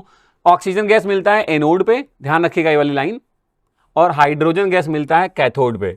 ये वाला भी डिटेल वीडियो में प्रॉपर रिएक्शन होते हुए दिखाया है मैंने, ऑक्सीजन गैस निकलते हुए सब बबल्स के साथ दिखाया है मैंने, ठीक है। मैं बार बार आपको लग रहा होगा सर आप प्लीज उसकी याद दिला दे रहे हैं, लग रहा है वहां चले जाएं, इतना डिटेल में इतना बेहतरीन वीडियोस के साथ बात हुई है तो कोई बात नहीं, अभी आप पढ़ लो, मौका जब मिलेगा तो चले जाना, फिलहाल मेरे साथ बने रहो। ये इलेक्ट्रोलाइटिक डिकम्पोजिशन का एग्जाम्पल था। कौन सा?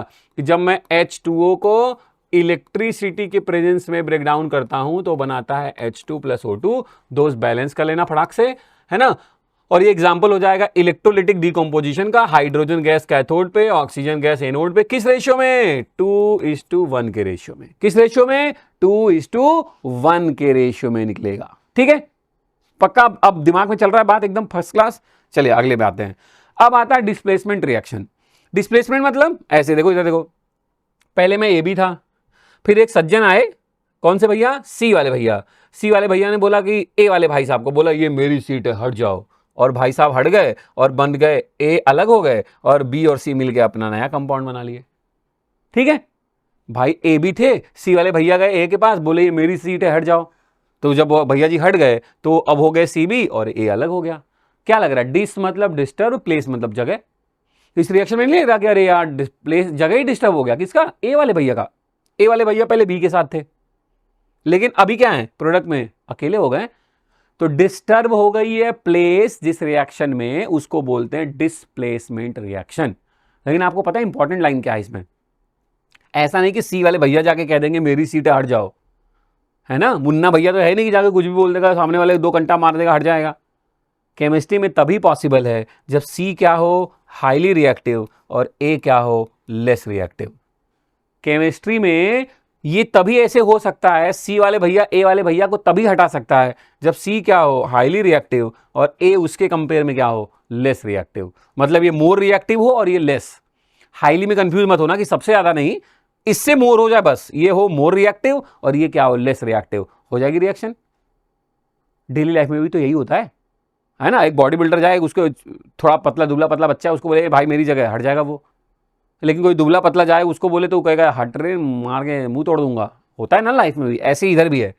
यहां भी जब सी मोर रिएक्टिव होगा तभी ए को हटा पाएगा, अदरवाइज ये रिएक्शन पॉसिबल नहीं है। अब सवाल ये है कि सर अब मुझे कैसे पता चलेगा कौन सा मेटल रिएक्टिव है कौन सा नहीं? तो उसके लिए दोस्त आपको जरूरत पड़ती है मेटल एक्टिविटी सीरीज की। किसी हाल में आपको ये लाइन याद होनी चाहिए, मेटल एक्टिविटी सीरीज, टेबल पूरी अच्छे से याद होनी चाहिए। और मेटल एक्टिविटी सीरीज, अच्छा चलो मैं अपडेट करता हूं, पहले डिफिनेशन पे आते हैं। क्या कह रहा है इस रिएक्शन में? क्या कह रहा है? जब एक highly reactive, more reactive element displace करता है किसी लेस रिएक्टिव एलिमेंट को फ्रॉम देयर कंपाउंड, तो ऐसी रिएक्शन को क्या बोलते हैं? डिस्प्लेसमेंट। जो मैंने बोला उसी को वर्ड में लिख दो, उसी रिएक्शन को क्या बोलते हैं? डिस्प्लेसमेंट। लेकिन पूरी डिस्प्लेसमेंट रिएक्शन कौन सी होगी कौन सी नहीं होगी, ये आप तभी बता सकते हैं जब आपके पास क्या हो? Reactivity series. ये है आपकी रिएक्टिविटी सीरीज, स्टार्ट होती विद द के एंड एंड होती विद द एयू गोल्ड के साथ। ये पूरी सीरीज आप अपडेट रखेंगे, है ना, KNaCA MgAl ZnFePb ऐसा करके पूरी सीरीज याद रखेंगे। इस सीरीज की खासियत क्या है? जैसे जैसे नीचे बढ़ते हैं ना, रिएक्टिविटी कम होती जाती है। इसका मतलब जो ऊपर वाले एलिमेंट्स हैं वो सब ज्यादा रिएक्टिव हैं, और जैसे जैसे नीचे आ रहे हैं वो सब कम है। तो बस आपको यहां से आइडिया लग जाएगा, क्योंकि मोर रिएक्टिव ही लेस को हटा सकता है, इसका उल्टा कभी नहीं हो सकता। तो आपको ऐसे रिएक्शन देता है और कहता है बताइए क्या ये सिंपल डिस्प्लेसमेंट पॉसिबल है? तो आप कैसे पॉसिबल और नहीं पॉसिबल चेक करेंगे? जब मोर रिएक्टिव वाला लेस को कर रहा होगा तो आप बताइएगा पॉसिबल है, और जब लेस वाला मोर को किसी रिएक्शन में दिखा रहा होगा मतलब पॉसिबल नहीं है, ठीक है। आपके पास ये बस MA मेटल एक्टिविटी सीरीज अगर अपडेट है दोस्त, तो सिंपल डिस्प्लेसमेंट हो या डबल, दोनों एक जैसे हैं, वो प्रॉब्लमेटिक नहीं है आपके लिए, आसान काम है। चलो देख लो ध्यान से, कुछ रिएक्शन दिखाता हूं। कह रहा है जब मेटल्स को अरेंज कर दिया जाए in decreasing order of their reactivity, किसकी reactivity? Reactivity towards reaction with air, moisture and water. उस रिएक्टिविटी के बेसिस पे ये टेबल बनी है, एयर, मॉइस्चर एंड वाटर के बेसिस पे, कि कौन जल्दी रिएक्ट करता है वो ज्यादा ऊपर रखा गया है, जो धीरे धीरे करते हैं उनको नीचे रख दिया गया है। यह है मेटल एक्टिविटी सीरीज या मेटल रिएक्टिविटी टेबल, ठीक है। मेरी बात ध्यान सुनना। अब कुछ रिएक्शंस वेरी इंपॉर्टेंट, ध्यान से देखिए। कह रहा है जब आयरन वाले भैया को CuSO4 के साथ ट्रीट करते हैं तो बन जाता है FeSO4 और साथ में Cu। ये रिएक्शन पहले भी आ चुकी है। कलर के बेसिस पे ऑब्जर्वेशन क्या है, CuSO4 ब्लू कलर का होता है, बाद में जब FeSO4 बन जाता है तो क्या हो जाता है, ग्रीन कलर का। ये रिएक्शन अभी थोड़ी देर पहले डिस्कस भी हुई थी, तो उम्मीद करता हूं यहां प्रॉब्लम नहीं है। ऑब्जर्वेशन वेरी इंपॉर्टेंट, ध्यान रखना। दूसरा एग्जांपल देखिए, कह रहा है जब CuO Mg के साथ रिएक्ट करता है तो आप नोटिस करेंगे तो आपको दिखेगा कि Mg मेटल एक्टिविटी सीरीज में ऊपर है Cu से, तो Mg वाला भैया Cu वाले भैया को हटा देता है, बना लेता है MgO और Cu अलग हो जाता है। ठीक वैसे ही जैसे आयरन मेटल एक्टिविटी सीरीज में ऊपर है वो कॉपर को हटा दिया था। तो इसमें क्या है, कह रहा है मैग्नीशियम कॉपर का ऑक्साइड क्या होता है, ब्लैक कलर का। ब्लैक कलर का कॉपर ऑक्साइड बाद में क्या बन जाएगा, रेडिश ब्राउन कलर के कॉपर में चेंज हो जाएगा। ये इस रिएक्शन का ऑब्जर्वेशन है। या अगर मैग्नीशियम के रिस्पेक्ट में देखना चाहें तो मैग्नीशियम कैसा होता है, सिल्वरी व्हाइट कलर का सब्सटेंस है, सॉलिड है, बाद में वो क्या बन जाता है, मैग्नीशियम ऑक्साइड, तो उसका कलर क्या हो जाता है, चेंज। मतलब आपको देखो ढेरों ऑब्जर्वेशन के फॉर्म में मैंने लिखा है, एकदम ध्यान से। मुझे पता है आपको ये सारी रिएक्शन एक साथ कभी आज तक नहीं मिली होंगी, एक ही साथ इसीलिए रखा है कि आप एक साथ लिखो और आपका काम बन जाए फट से सारे ऑब्जर्वेशन के साथ। डन, आगे बढ़ूं। चलो अगले रिएक्शन देखो, कह रहा है Fe2O3 आयरन का 3 ऑक्साइड है, कौन सा कलर होगा, रेडिश ब्राउन कलर का। जब एल्यूमिनियम के साथ रिएक्शन करता है, एल्यूमिनियम मोर रिएक्टिव है, आयरन वाले भैया को कल्टी कर देते हैं, बना लेते हैं Al2O3 और साथ में आयरन अलग हो जाता है। तो कहता है जो ब्राउन कलर का, रेडिश ब्राउन कलर का आयरन 3 ऑक्साइड था वो बाद में ग्रे कलर के आयरन में चेंज हो जाता है। यह है इस रिएक्शन का ऑब्जर्वेशन।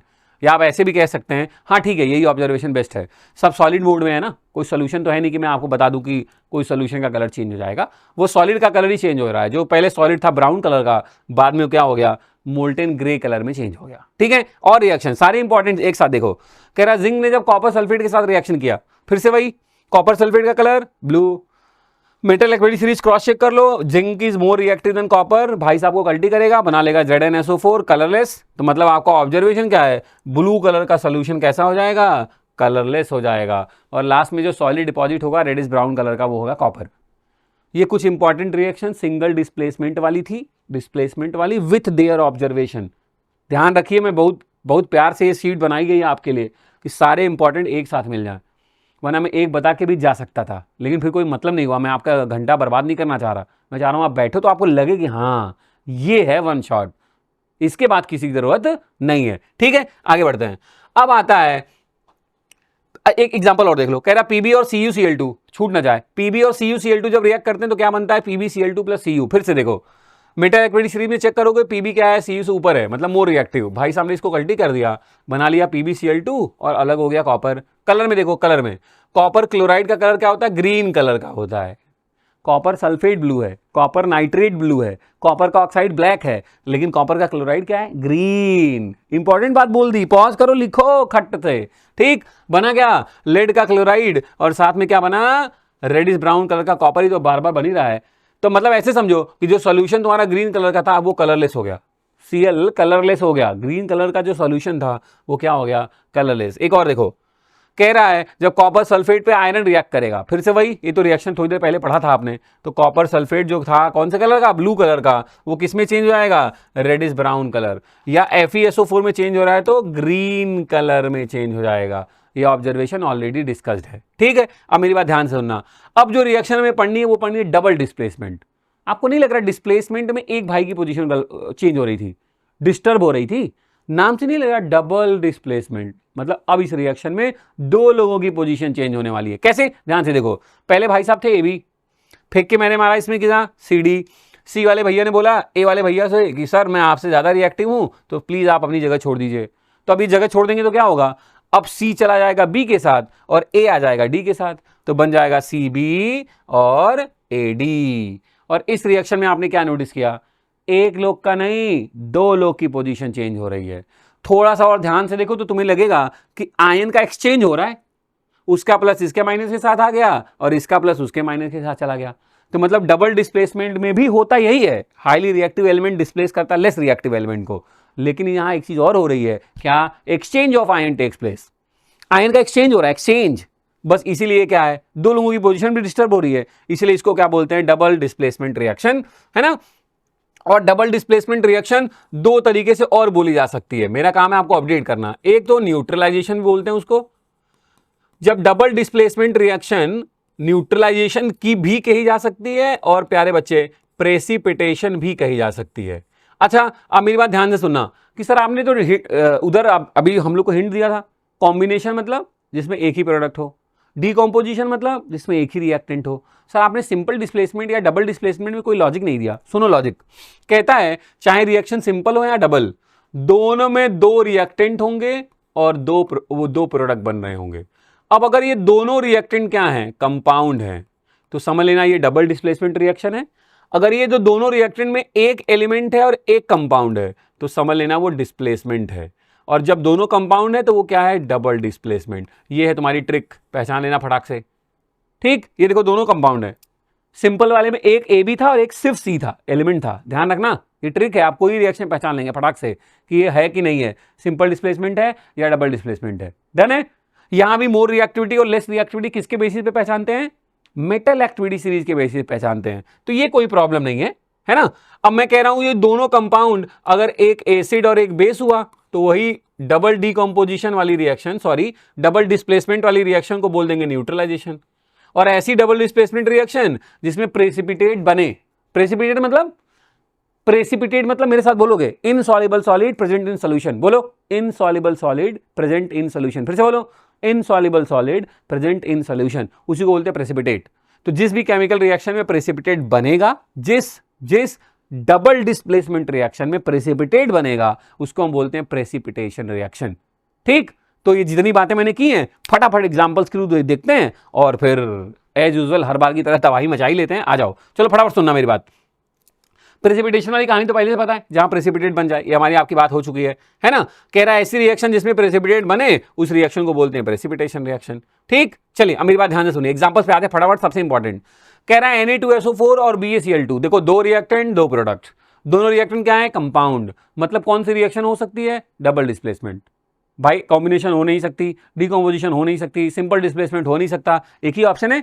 ये रिएक्शन क्या है, डबल डिस्प्लेसमेंट। क्या हुआ, एक लाइन में सर आपने बता दिया था, exchange of ion takes place. पहले Na SO4 के साथ था, अब इसके साथ आ जाएगा NaCl के साथ। ध्यान से देख लीजिए, मैंने बोला ना एक्सचेंज ऑफ आयन होगा, इनका प्लस इसके माइनस के साथ, इसका प्लस इसके माइनस के साथ। देखिए आपके सामने रिएक्शन है। ऑब्जर्वेशनल डिफरेंसेस देखना है तो आप कह सकते हैं कि जब सोडियम सल्फेट बेरियम क्लोराइड के साथ कंबाइन करता है तो बन जाता है बेरियम सल्फेट, और ये क्या है, व्हाइट कलर का पीपीटी। याद रखिएगा, व्हाइट कलर का पीपीटी है। तो इसी डबल डिस्प्लेसमेंट रिएक्शन को हम कह सकते हैं कि ये प्रेसिपिटेशन है, क्योंकि इसमें बेरियम सल्फेट के व्हाइट कलर का क्या बना है, प्रेसिपिटेट बना है। ठीक, डबल डिस्प्लेसमेंट पहचान गए। प्रेसिपिटेशन क्यों बोला, क्योंकि इसमें बेरियम सल्फेट बना है व्हाइट कलर का पीपीटी। कुछ पीपीटी के कलर आने वाले, ध्यान रखिएगा, इंपॉर्टेंट रहेंगे। दूसरा एग्जांपल कह रहा है जब बेरियम के सल्फाइड ने रिएक्शन किया जिंक के सल्फेट के साथ, फिर आयन एक्सचेंज कर दो, कुछ मत सोचो, सिर्फ आयन एक्सचेंज। अभी इनका प्लस इसके माइनस के साथ बेरियम सल्फेट, फिर से वही व्हाइट कलर का पीपीटी। और जो प्रेसिपिटेट होते हैं उनके बगल में ऐसे एरो का मतलब यही होता है, कंफ्यूज मत होना, इस एरो का मतलब ये है कि ये नीचे जहां पे भी रिएक्शन हो रही है नीचे जाके सेटल हो जाएंगे, नीचे जाके बैठ जाएंगे। जैसे गैस में ऐसे होता है कि उड़ गया भाई मेरा गैस है, वैसे प्रेसिपिटेट क्या होते हैं, इनसॉल्युबल सॉलिड है ना, तो नीचे जाके क्या हो जाएंगे, बैठ जाएंगे, सेटल हो जाएंगे। तो ये एरो यही इंडिकेट करता है। तो अभी भी BaSO4 ही बना है तो मतलब फिर से व्हाइट पीपीटी है। ठीक, पहचानते रहेगा। अभी मैंने बोला CuCl2 ने कंबाइन किया किसके साथ, पोटेशियम आयोडाइड के साथ, फिर आयन एक्सचेंज करो। अब Cu आ जाएगा I के साथ, CuI2 कौन सा, ब्राउन कलर का पीपीटी बनेगा, ब्राउन कलर की पीपीटी बनेगी, और साथ में पोटेशियम का क्लोराइड बनेगा। याद रखिए, BaSO4 व्हाइट पीपीटी है ना, AgCl white PPT, PbI2 yellow PPT, CuI2 brown PPT. ध्यान रखिए, मैं इसलिए सारे वर्ड्स और फॉर्मूले के साथ बोल रहा हूं कि आप फट से मेरी बात लिख लेंगे। ठीक ठीक, और रिएक्शन देखिए, खत्म नहीं हुई, और रिएक्शन देखिए। लेड नाइट्रेट ने पोटेशियम आयोडाइड के साथ कंबाइन किया, फिर आयन एक्सचेंज करो। ये प्लस वाला हिस्सा है, ये माइनस वाला है, ये प्लस वाला हिस्सा है K और ये माइनस वाला हिस्सा है। आयन एक्सचेंज कर दो तो बन गया PbI2 और KNO3। ये है येलो कलर का पीपीटी। कौन सा, अभी मैंने बोला येलो कलर का पीपीटी। ध्यान रखना, कलर सिल्वर नाइट्रेट और NaCl। फिर से ये प्लस ये माइनस, ये प्लस ये माइनस, एक्सचेंज करो आयन फटाफट। क्या बनेगा सर, Ag अब आ गया Cl के साथ और Na चला गया NO3 के साथ। ये जो AgCl है दोस्त, ये भी क्या है, व्हाइट कलर का पीपीटी। तो ये कुछ देखो डबल डिस्प्लेसमेंट तो मतलब नींद में भी पहचान जाओगे। ये दिखे साफ साफ, दो रिएक्टेंट दो प्रोडक्ट, और दोनों रिएक्टेंट क्या है, कंपाउंड। तो ये तो ऐसे भी पहचान गए। इंपॉर्टेंट क्या है, अगर कहीं कलर में चेंजेस दिख रहे हैं, कहीं ऑब्जर्वेशन जो हो रहा है, कहीं पीपीटी बन रही, वो पहचानने की बात है कहानी। तो ये देखिए मैंने ढेर सारी रिएक्शंस जो भी इंपॉर्टेंट थी सबको चुन लिया है और उसमें जो भी प्रेसिपिटेट बने हैं उनके नाम और उनके कलर के साथ आपके लिए अपडेट कर दिया है। अब आते हैं पांचवी रिएक्शन पे। हमने क्या पढ़ा? कॉम्बिनेशन। हमने क्या पढ़ा? डीकम्पोजिशन, उनके टाइप्स भी। हमने क्या पढ़ा? Simple displacement. हमने क्या पढ़ा? Double displacement. अब हम पढ़ने जा रहे हैं रिडॉक्स। और रिडॉक्स में साफ साफ लिख रहा है कि हम बात कर रहे हैं ऐसी रिएक्शन में जिसमें रिडक्शन भी हो रहा है और ऑक्सीडेशन भी हो रहा है। और प्यारे बच्चों, आपको भी पता है कि आप वन शॉट में बैठे हैं तो आपको ऑक्सीडेशन और रिडक्शन का आइडिया तो है। कैसे आइडिया है? मेरी बात ध्यान सुनना, मैं दोनों तरफ ऐसे इलेबोरेट कर रहा हूं, मेरा मतलब शांत होकर सुनो। ऑक्सीडेशन बोलते हैं किसकी याद आई? ऑक्सीजन की। तो addition of oxygen is known as oxidation. और ऑक्सीजन ऐड करो तो हाइड्रोजन रिमूव करना पड़ेगा, क्योंकि जो भी क्लासिकल कॉन्सेप्ट दिया गया था ऑक्सीडेशन और रिडक्शन के लिए वो ऑक्सीजन और हाइड्रोजन के रिस्पेक्ट में दिया गया था। तो अगर ऑक्सीडेशन बोलने पे ऑक्सीजन की याद आई तो एडिशन ऑफ ऑक्सीजन और रिमूवल ऑफ हाइड्रोजन दोनों ही ऑक्सीडेशन है। इसका उल्टा रिडक्शन में कर देना। Removal of oxygen and addition of hydrogen is known as reduction. अच्छा, ऑक्सीजन की वैलेंसी -2, हाइड्रोजन की वैलेंसी +1। तो एडिशन ऑफ ऑक्सीजन को मैं ये भी लिख सकता हूं, एडिशन ऑफ इलेक्ट्रोनेगेटिव एलिमेंट। ऐसा एलिमेंट जिसकी वैलेंसी माइनस में है, इलेक्ट्रोनेगेटिव एलिमेंट लिख सकता हूं ना। वैसे रिमूवल ऑफ हाइड्रोजन को क्या लिख सकता हूं? Removal of electropositive element. 4 point हो गए, ध्यान से सुनो। Addition of oxygen, oxidation. मन में तुम रिडक्शन बोलते रहना। Removal of hydrogen, oxidation. Addition of electronegative element, oxidation. Removal of electropositive element, oxidation. है ना? ये क्लासिकल कॉन्सेप्ट था, ओल्ड कॉन्सेप्ट था ऑक्सीडेशन और रिडक्शन को लेके। Modern concept based on electron. वो कहता है इलेक्ट्रॉन लूज करना ऑक्सीडेशन, इलेक्ट्रॉन गेन करना रिडक्शन। इलेक्ट्रॉन लूज करना ऑक्सीडेशन, इलेक्ट्रॉन गेन करना रिडक्शन। एक बार और, इलेक्ट्रॉन लूज करना ऑक्सीडेशन, इलेक्ट्रॉन गेन करना रिडक्शन। यही है आपका क्या? ऑक्सीडेशन और रिडक्शन के बीच का डिफरेंसेस। रिडॉक्स रिएक्शन तो पहले ही समझ गए। ऐसी रिएक्शन जिसमें रिडक्शन और ऑक्सीडेशन दोनों साइमल्टेनियसली होता हो उस केमिकल रिएक्शन को क्या बोलते हैं? Redox reaction. ये तो ठीक है। और ऑक्सीडेशन रिडक्शन क्या है मैंने आपको प्रॉपर्ली एक्सप्लेन कर दिया। 6 पॉइंट बता दिए, 5 ये बस आपके समझने के लिए लिखा है, एक बार क्रॉस चेक कर सकते हैं, आपकी मर्जी। ठीक, चलिए एग्जाम्पल समझिए। फिर से वही 2 एग्जाम्पल इंपॉर्टेंट उठाएं जो आपके बुक में आते हैं। पहला एक्सप्लेन कर रहा हूं, बहुत ध्यान से समझना। देखो समझो दोस्त, पहले में था MnO2। पहले में क्या था? MnO2, manganese dioxide. मेरी वैलेंसी क्या थी? मेरी वैलेंसी यहां पे है +4। क्या है? +4, है ना। ऑक्सीजन तो होता है -2 ही होता है। अब ये कैसे मैं लिख रहा हूं, इसके लिए फिर से डिटेल वीडियो है, बट अगर आपको नहीं भी पता है तो मैं दोनों रास्ते बता रहा हूं, आप किसी से पहुंच ही जाएंगे। HCl में H का क्या होता है? +1, Cl का क्या होता है वैलेंसी? -1। MnCl2 में Mn +2 है और Cl तो -1 होता ही होता है। कोई मॉलिक्यूल होता है तो 0 होता है। H2 में H का होता है +1 और O का होता है -2। आपको लग रहा होगा ये सर आप जो फटाफट लिख दिए वो है क्या? तो सुन लो, छोटी सी बात बता देता हूं। किसी भी केमिकल रिएक्शन में अगर कोई एलिमेंट और कोई मॉलिक्यूल हो तो उसकी वैलेंसी हम लिखते हैं 0। ये वैलेंसी बाद में कहलाती है ऑक्सीडेशन नंबर। अभी तुम वैलेंसी से ही समझ लो, टेंशन मत लो, है ना। किसी भी एलिमेंट और किसी मॉलिक्यूल की वैलेंसी हम क्या लिखते हैं? 0। मतलब कंपाउंड में ही एलिमेंट की वैलेंसी होगी। और कुछ लोगों की फिक्स है, जैसे H हमेशा +1 मान लेना, आगे चल के बदलेगी, यही +1 मान के चलो। 10 तक यही मान लो, 11 में बदल जाएगी कहानी। H की वैलेंसी मान लो तो +1 है, Cl की मान ले तुम्हें माननी है हर बार -1 और O की माननी है हर बार -2। ठीक, तो ध्यान से देखो, हर बार H के ऊपर +1 लिख दिया है, Cl के ऊपर -1 लिख दिया है, जहां जहां O था वहां -2 लिख दिया है। और वैलेंसी तो क्रॉस मल्टीप्लाई होती है। वैलेंसी क्या होती है? Cross multiply. अब आप सोच के देखो, MnO2 में Mn की वैलेंसी, तो तरीका बता देता हूं, निकाल लेना। जिसकी वैलेंसी निकालनी उसको X मान लो, फिर प्लस। एक ऑक्सीजन की वैलेंसी क्या होती है? -2। तो 2 ऑक्सीजन है, कितना हो गया? -4 = 0। तो X = क्या हो गया? +4। ये +4 मैंने वहां लिख दिया है। ठीक, वैसे MnCl2 में वैलेंसी क्रॉस मल्टीप्लाई होती तो मैंने यहां लिख दिया है। अब देखो फंडा बड़ा सिंपल है। अगर रिएक्टेंट से प्रोडक्ट में जाने पे आपकी जो वैलेंसी है वो कम हो जाती हो तो मतलब प्रोसेस हुआ है रिडक्शन। क्या हुआ है? Process reduction. और रिएक्टेंट से प्रोडक्ट में जाने पे अगर आपको लगता है कि वैलेंसी बढ़ गई हो, ये देखो पहले -1 था बाद में 0 हो गया, तो उस प्रोसेस का नाम क्या है? ऑक्सीडेशन। एकदम सिंपल तरीका है। तुम वैसे भी कह सकते हो, अपना पुराना कॉन्सेप्ट भी लगा सकते हो, ये मॉडर्न कॉन्सेप्ट है। आप क्लासिकल भी लगा सकते हो कि पहले ऑक्सीजन था, बाद में ऑक्सीजन Mn के साथ नहीं है, तो ऑक्सीजन का लॉस हो गया, मतलब रिडक्शन। पहले में HCl था बाद में सिर्फ Cl हो गया, मतलब मैंने H छोड़ दिया, मतलब H छोड़ने को वो क्या बोलते हैं, ऑक्सीडेशन। तो ये हो गया ऑक्सीडेशन, और यहां क्या हुआ, ऑक्सीजन छोड़ दिया तो रिडक्शन। ऐसे भी पहचान सकते हैं, दोनों तरीका ये बेस्ट है जो मैंने बताया था, लेकिन आप क्लासिकल से भी जा सकते हैं। अब इंपॉर्टेंट लाइन तो सुनो, तुम्हारे स्कूल एग्जाम में कैसे पूछेगा, केमिकल रिएक्शन देगा, कहेगा आप कंफर्म करिए रिडॉक्स है कि नहीं, और अगर ये रिडॉक्स है तो बताइए ऑक्सीडेशन किसका हो रहा है, रिडक्शन किसका हो रहा है, ऑक्सीडाइजिंग एजेंट कौन है, रिड्यूसिंग एजेंट कौन है, किसका रिडक्शन हो रहा है, MnO2 का, किसका ऑक्सीडेशन हो रहा है, HCl का। अब ध्यान रखना, जिसका रिडक्शन होता है प्यारे बच्चों, वही बिहेव करता है ऑक्सीडाइजिंग एजेंट के जैसा, और जिसका ऑक्सीडेशन होता है वो बिहेव करता है रिड्यूसिंग एजेंट के जैसा। फिर से सुन लो, रिएक्टेंट से प्रोडक्ट में जाने पे वैलेंसी बढ़ रही हो ऑक्सीडेशन, कम हो रही हो रिडक्शन। जिसका ऑक्सीडेशन होता है वो बिहेव करता है रिड्यूसिंग एजेंट, और जिसका रिडक्शन होता है वो बिहेव करता है ऑक्सीडाइजिंग एजेंट। आपसे यही पूछेगा एग्जाम में, रिएक्शन देगा, कौन ऑक्सीडाइज हो रहा है, कौन रिड्यूस हो रहा है, कौन ऑक्सीडाइजिंग एजेंट है, कौन रिड्यूसिंग एजेंट है। समझ में आई बात, समझ में आई बात, नहीं आई प्लीज कमेंट में लिखना। मैं फिर एक छोटा सा वीडियो बनाऊंगा, सिर्फ इसी पे बात करूंगा आधे घंटे की, तुम्हें एकदम पक्का समझ में आ जाए।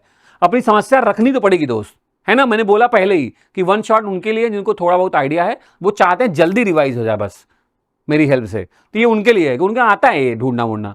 बस मैं आपको बता रहा हूँ आइडिया ऑफ द क्वेश्चन, पूछेगा कैसे, क्या जवाब देना है, रिवाइज करवा रहा हूं मैं। फिर भी कोई दिक्कत हो दोस्त, एकदम बेहिचक लिखना, मैं हूं, परेशान होने की जरूरत नहीं है। तो 4 चीजें पूछेगा, कौन ऑक्सीडाइज हुआ, कौन रिड्यूस हुआ, कौन ऑक्सीडाइजिंग एजेंट है, कौन रिड्यूसिंग एजेंट है, आपके सामने क्रॉस चेक कर सकते हैं। कौन ऑक्सीडाइज हुआ, HCl, कौन रिड्यूस हुआ, MnO2, कौन ऑक्सीडाइजिंग एजेंट है, अरे जिसका रिडक्शन हुआ मतलब MnO2, कौन रिड्यूसिंग एजेंट है, वही जिसका ऑक्सीडेशन हुआ HCl। सही है, पक्का। एक और एग्जांपल आपके सामने, फटाफट जल्दी जल्दी।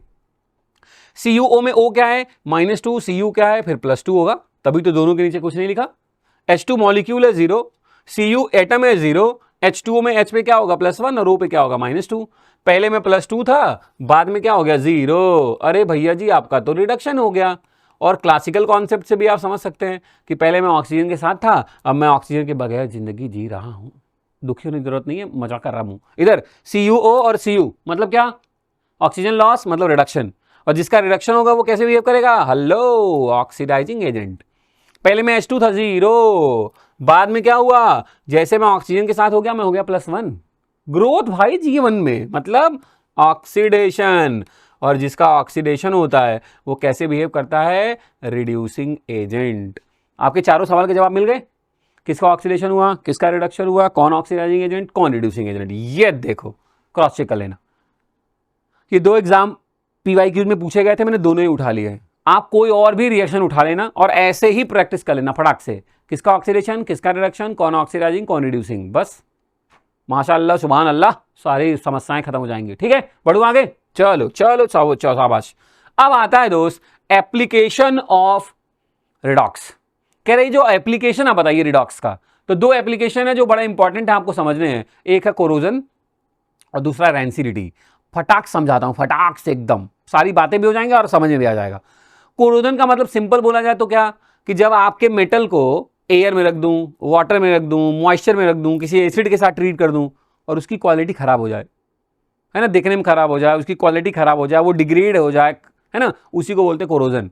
कोरोजन क्या है, एग्जांपल देखो ना, एग्जांपल देखो, नई आयरन की कील आप लाते हो मार्केट से, ये बढ़िया सुंदर सी, फेंक दो, 1 महीने बाहर फेंक दो, 5-6 महीने बाहर पड़ी रह जाए, आप देखो कील पुरानी हो जाती तो आपको ऐसे दिखती है। क्यों, क्योंकि मेटल का ऑक्सीडेशन हो गया, किसके प्रेजेंस में, एयर, मॉइस्चर, वाटर, एसिड, इनमें से उसको कुछ भी मिल गया तो उसमें उसने क्या कर लिया, खुद को ऑक्सीडाइज कर लिया।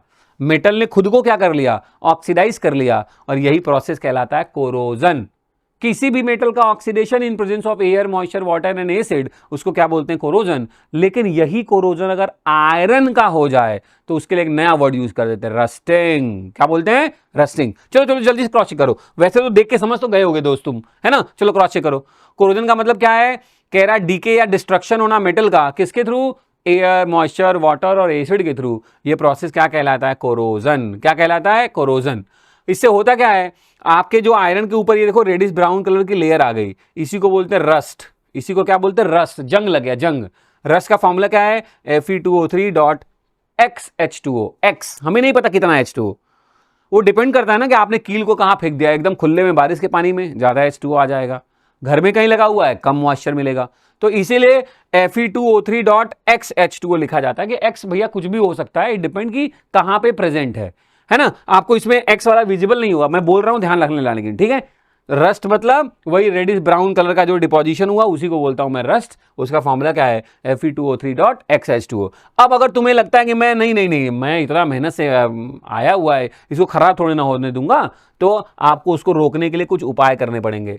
एक और एग्जांपल बता के फिर आता हूं प्रिवेंशन पे। आपने देखे होंगे कॉपर के टैप लगे होंगे घरों में, या कहीं ऑफिस में आप जाएं गवर्नमेंट ऑफिस में, तो टैप लगे होते हैं किसके, कॉपर वाले।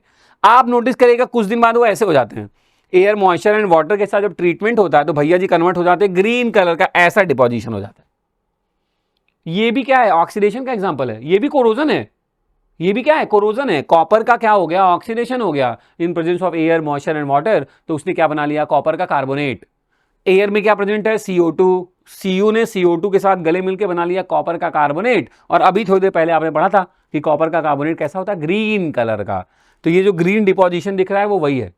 तो ये भी किस कैटेगरी में आता है, ये भी एक तरीके का कोरोजन है, किसका, कॉपर का। देखो कॉपर का कार्बोनेट बन गया, ठीक है, ग्रीन कलर का। ठीक, वैसे ही अगर आप नोटिस करेंगे, ये कैसे हुआ मैंने एक्सप्लेन कर दिया, देख लेना। वैसे आप नोटिस करेंगे कि चांदी का जो सिक्का होता है जब नया होता है तो ऐसे होता है, लेकिन जैसे ही वो एयर के कांटेक्ट में आता है, एयर मॉइस्चर एंड वाटर के कांटेक्ट में, तो एयर में प्रेजेंट है हाइड्रोजन सल्फाइड गैस।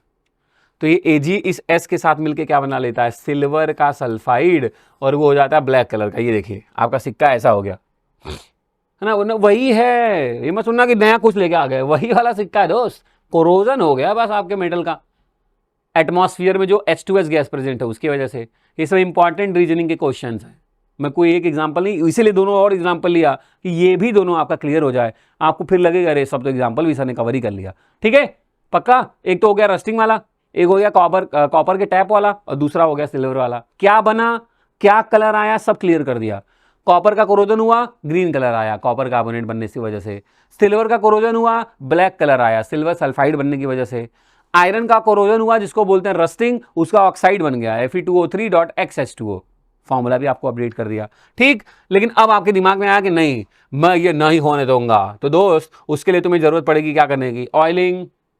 ऑयलिंग जैसे गाड़ियों में देखो ना, जो गाड़ी के पार्ट्स होते हैं उसकी ऑयलिंग करते हैं, साइकिल चलाते हैं, बाइक चलाते हैं, कार चलाते हैं, उसकी ऑयलिंग करते हैं कि खराब ना हो, तो ऑयलिंग कर दो, ग्रीस लगा दो, ग्रीसिंग भी आपने सुना होगा। पेंटिंग कर दो, पेंट वेंट कर दो, घर में जो आयरन आर्टिकल हैं आपने नोटिस किया होगा उसमें पेंट हो जाता है तो भी ज़्यादा जल्दी खराब नहीं होते। फिर कहता है गैल्वेनाइजेशन। गैल्वेनाइजेशन का मतलब क्या होता है, जिसको आपको प्रोटेक्ट करना है ना फ्रॉम द कोरोजन या रस्टिंग, उसके ऊपर जिंक की कोटिंग कर दो। गैल्वेनाइजेशन का मतलब होता है जिंक की कोटिंग कर देना अपने आर्टिकल के ऊपर to prevent from the corrosion और रस्टिंग, उसी को बोलते हैं गैल्वेनाइजेशन। ध्यान रखना, कोटिंग ऑफ जिंक।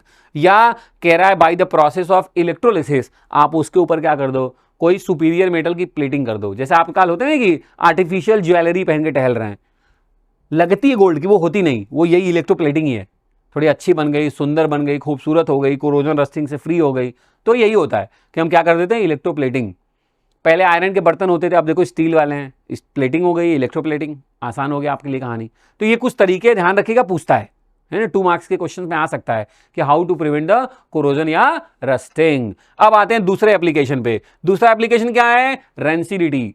जब आपका ऑयली एंड फैटी फूड्स है ना 1-2 दिन के बाद खराब हो जाए, जैसे चिप्स बना दिया मम्मी ने, है ना, दिवाली वाली पे, होली पे, फेस्टिवल पे बन जाते हैं ना, फ्राई करके रख दिए जाते हैं बहुत सारे, कुछ दिन बाद देखो उसमें से गंदी वाली स्मेल आने लगती है दोस्त, वही है रेंसिडिटी। जब ऑयली और फैटी फूड्स का ऑक्सीडेशन हो जाए एयर मॉइस्चर एंड वाटर के साथ और उसमें से अनप्लीजेंट स्मेल आने लगे, बदबू आने लगे, उसी प्रोसेस को बोलते हैं रेंसिडिटी। चलिए जल्दी से क्रॉस चेक करिए, देखिए रेंसिडिटी, इसलिए मैंने आपको ये रखा, ये दिख रहा होगा आपकी फेवरेट आंटी स्मेल फील कर रही है ना, देखो इधर ध्यान से देखो, मैंने क्या बोला कि जब ऑयल एंड फैट के पार्टिकल्स को हम रख देते हैं बहुत देर के लिए, लॉन्ग टाइम के लिए, तो उसमें से क्या आने लगती है, अनप्लीजेंट स्मेल, और इसी को बोलते हैं रैंसिड, और ये फिनोमिना कहलाती है रेंसिडिटी। फूड की स्मेल क्या हो जाती है, खराब हो जाती है, उसका टेस्ट क्या खराब हो जाता है, ये कहलाता है रेंसिडिटी। एग्जांपल मैंने वही चिप्स वाला दिया, एक्सपायरी चिप्स खा के देखो, अब मैं बीमार हो जाओगे मत खाना, मैं बता रहा हूँ, कोई चिप्स का पैकेट एक्सपायरी हो तो कोई स्मेल करना, आपको लगे खराब हो गया इसका तेल, बोलते हैं ना आप, यार इसका तेल खराब हो गया है,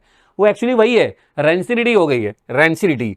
तो अब आपके दिमाग में आएगा कि सर अच्छा ठीक है, इतना मेरा फेवरेट चिप्स है, बेचारा खराब ना हो तो क्या करें? तो दोस्त कहता है आप इसको रख दो एयर टाइट कंटेनर में।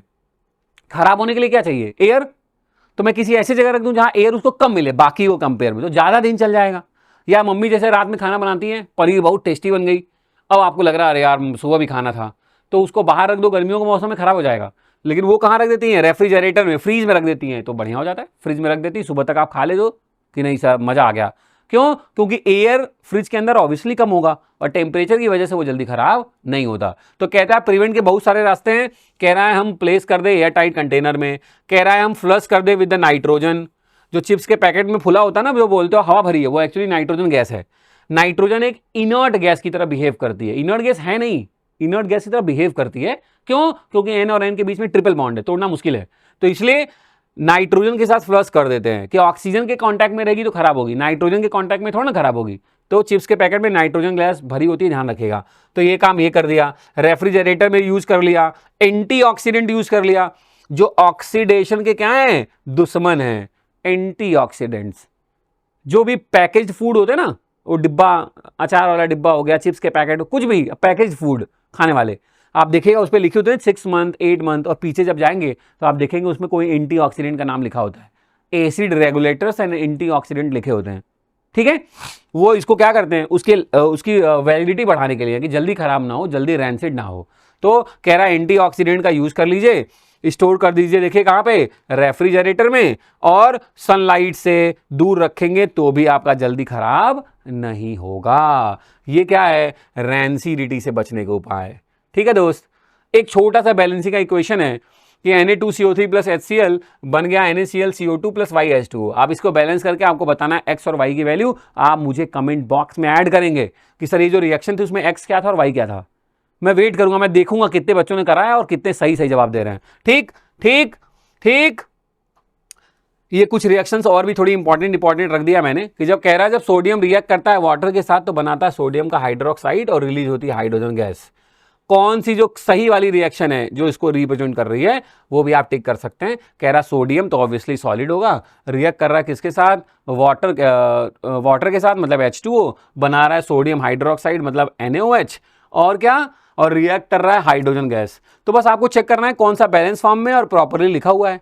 तो Na सॉलिड होता है, H2O लिक्विड होता है, NaOH एक्वस है, हाइड्रोजन गैस है। ठीक है, अब आप चेक कर लीजिए बैलेंस फॉर्म में कहाँ है। सिंपल सी बैलेंसिंग है, ये कौन सी बड़ी बात है। तो ये लास्ट में ऐसे ही 2 क्वेश्चन रख दिया था मैंने, थोड़ा माहौल बना रहे।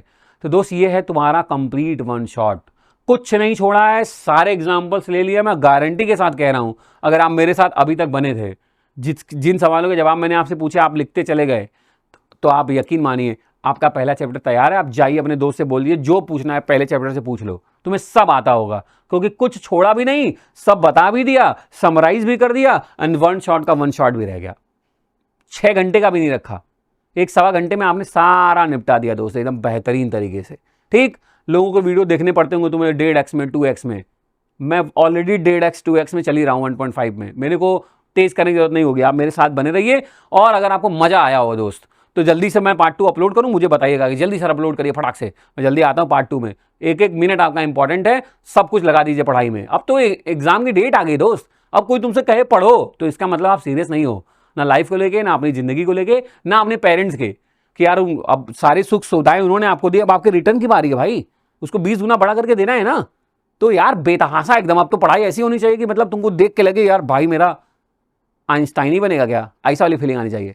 तो दोस्त मेरी तरफ से जय श्री राधे, मिलते हैं नेक्स्ट टर्न में, नेक्स्ट वन शॉट में, और ऑब्वियसली मचाएंगे तबाही हर बार की तरह। तुम सुपरस्टार की तरह पढ़ते रहो और मैं तुम्हारी केमिस्ट्री को आसान बनाता रहता हूं। तो दोस्त बाय, जय श्री राधे, टेक केयर, अपना ख्याल रखिए। कमेंट करिएगा, बताइएगा कैसा लगा वीडियो आपको।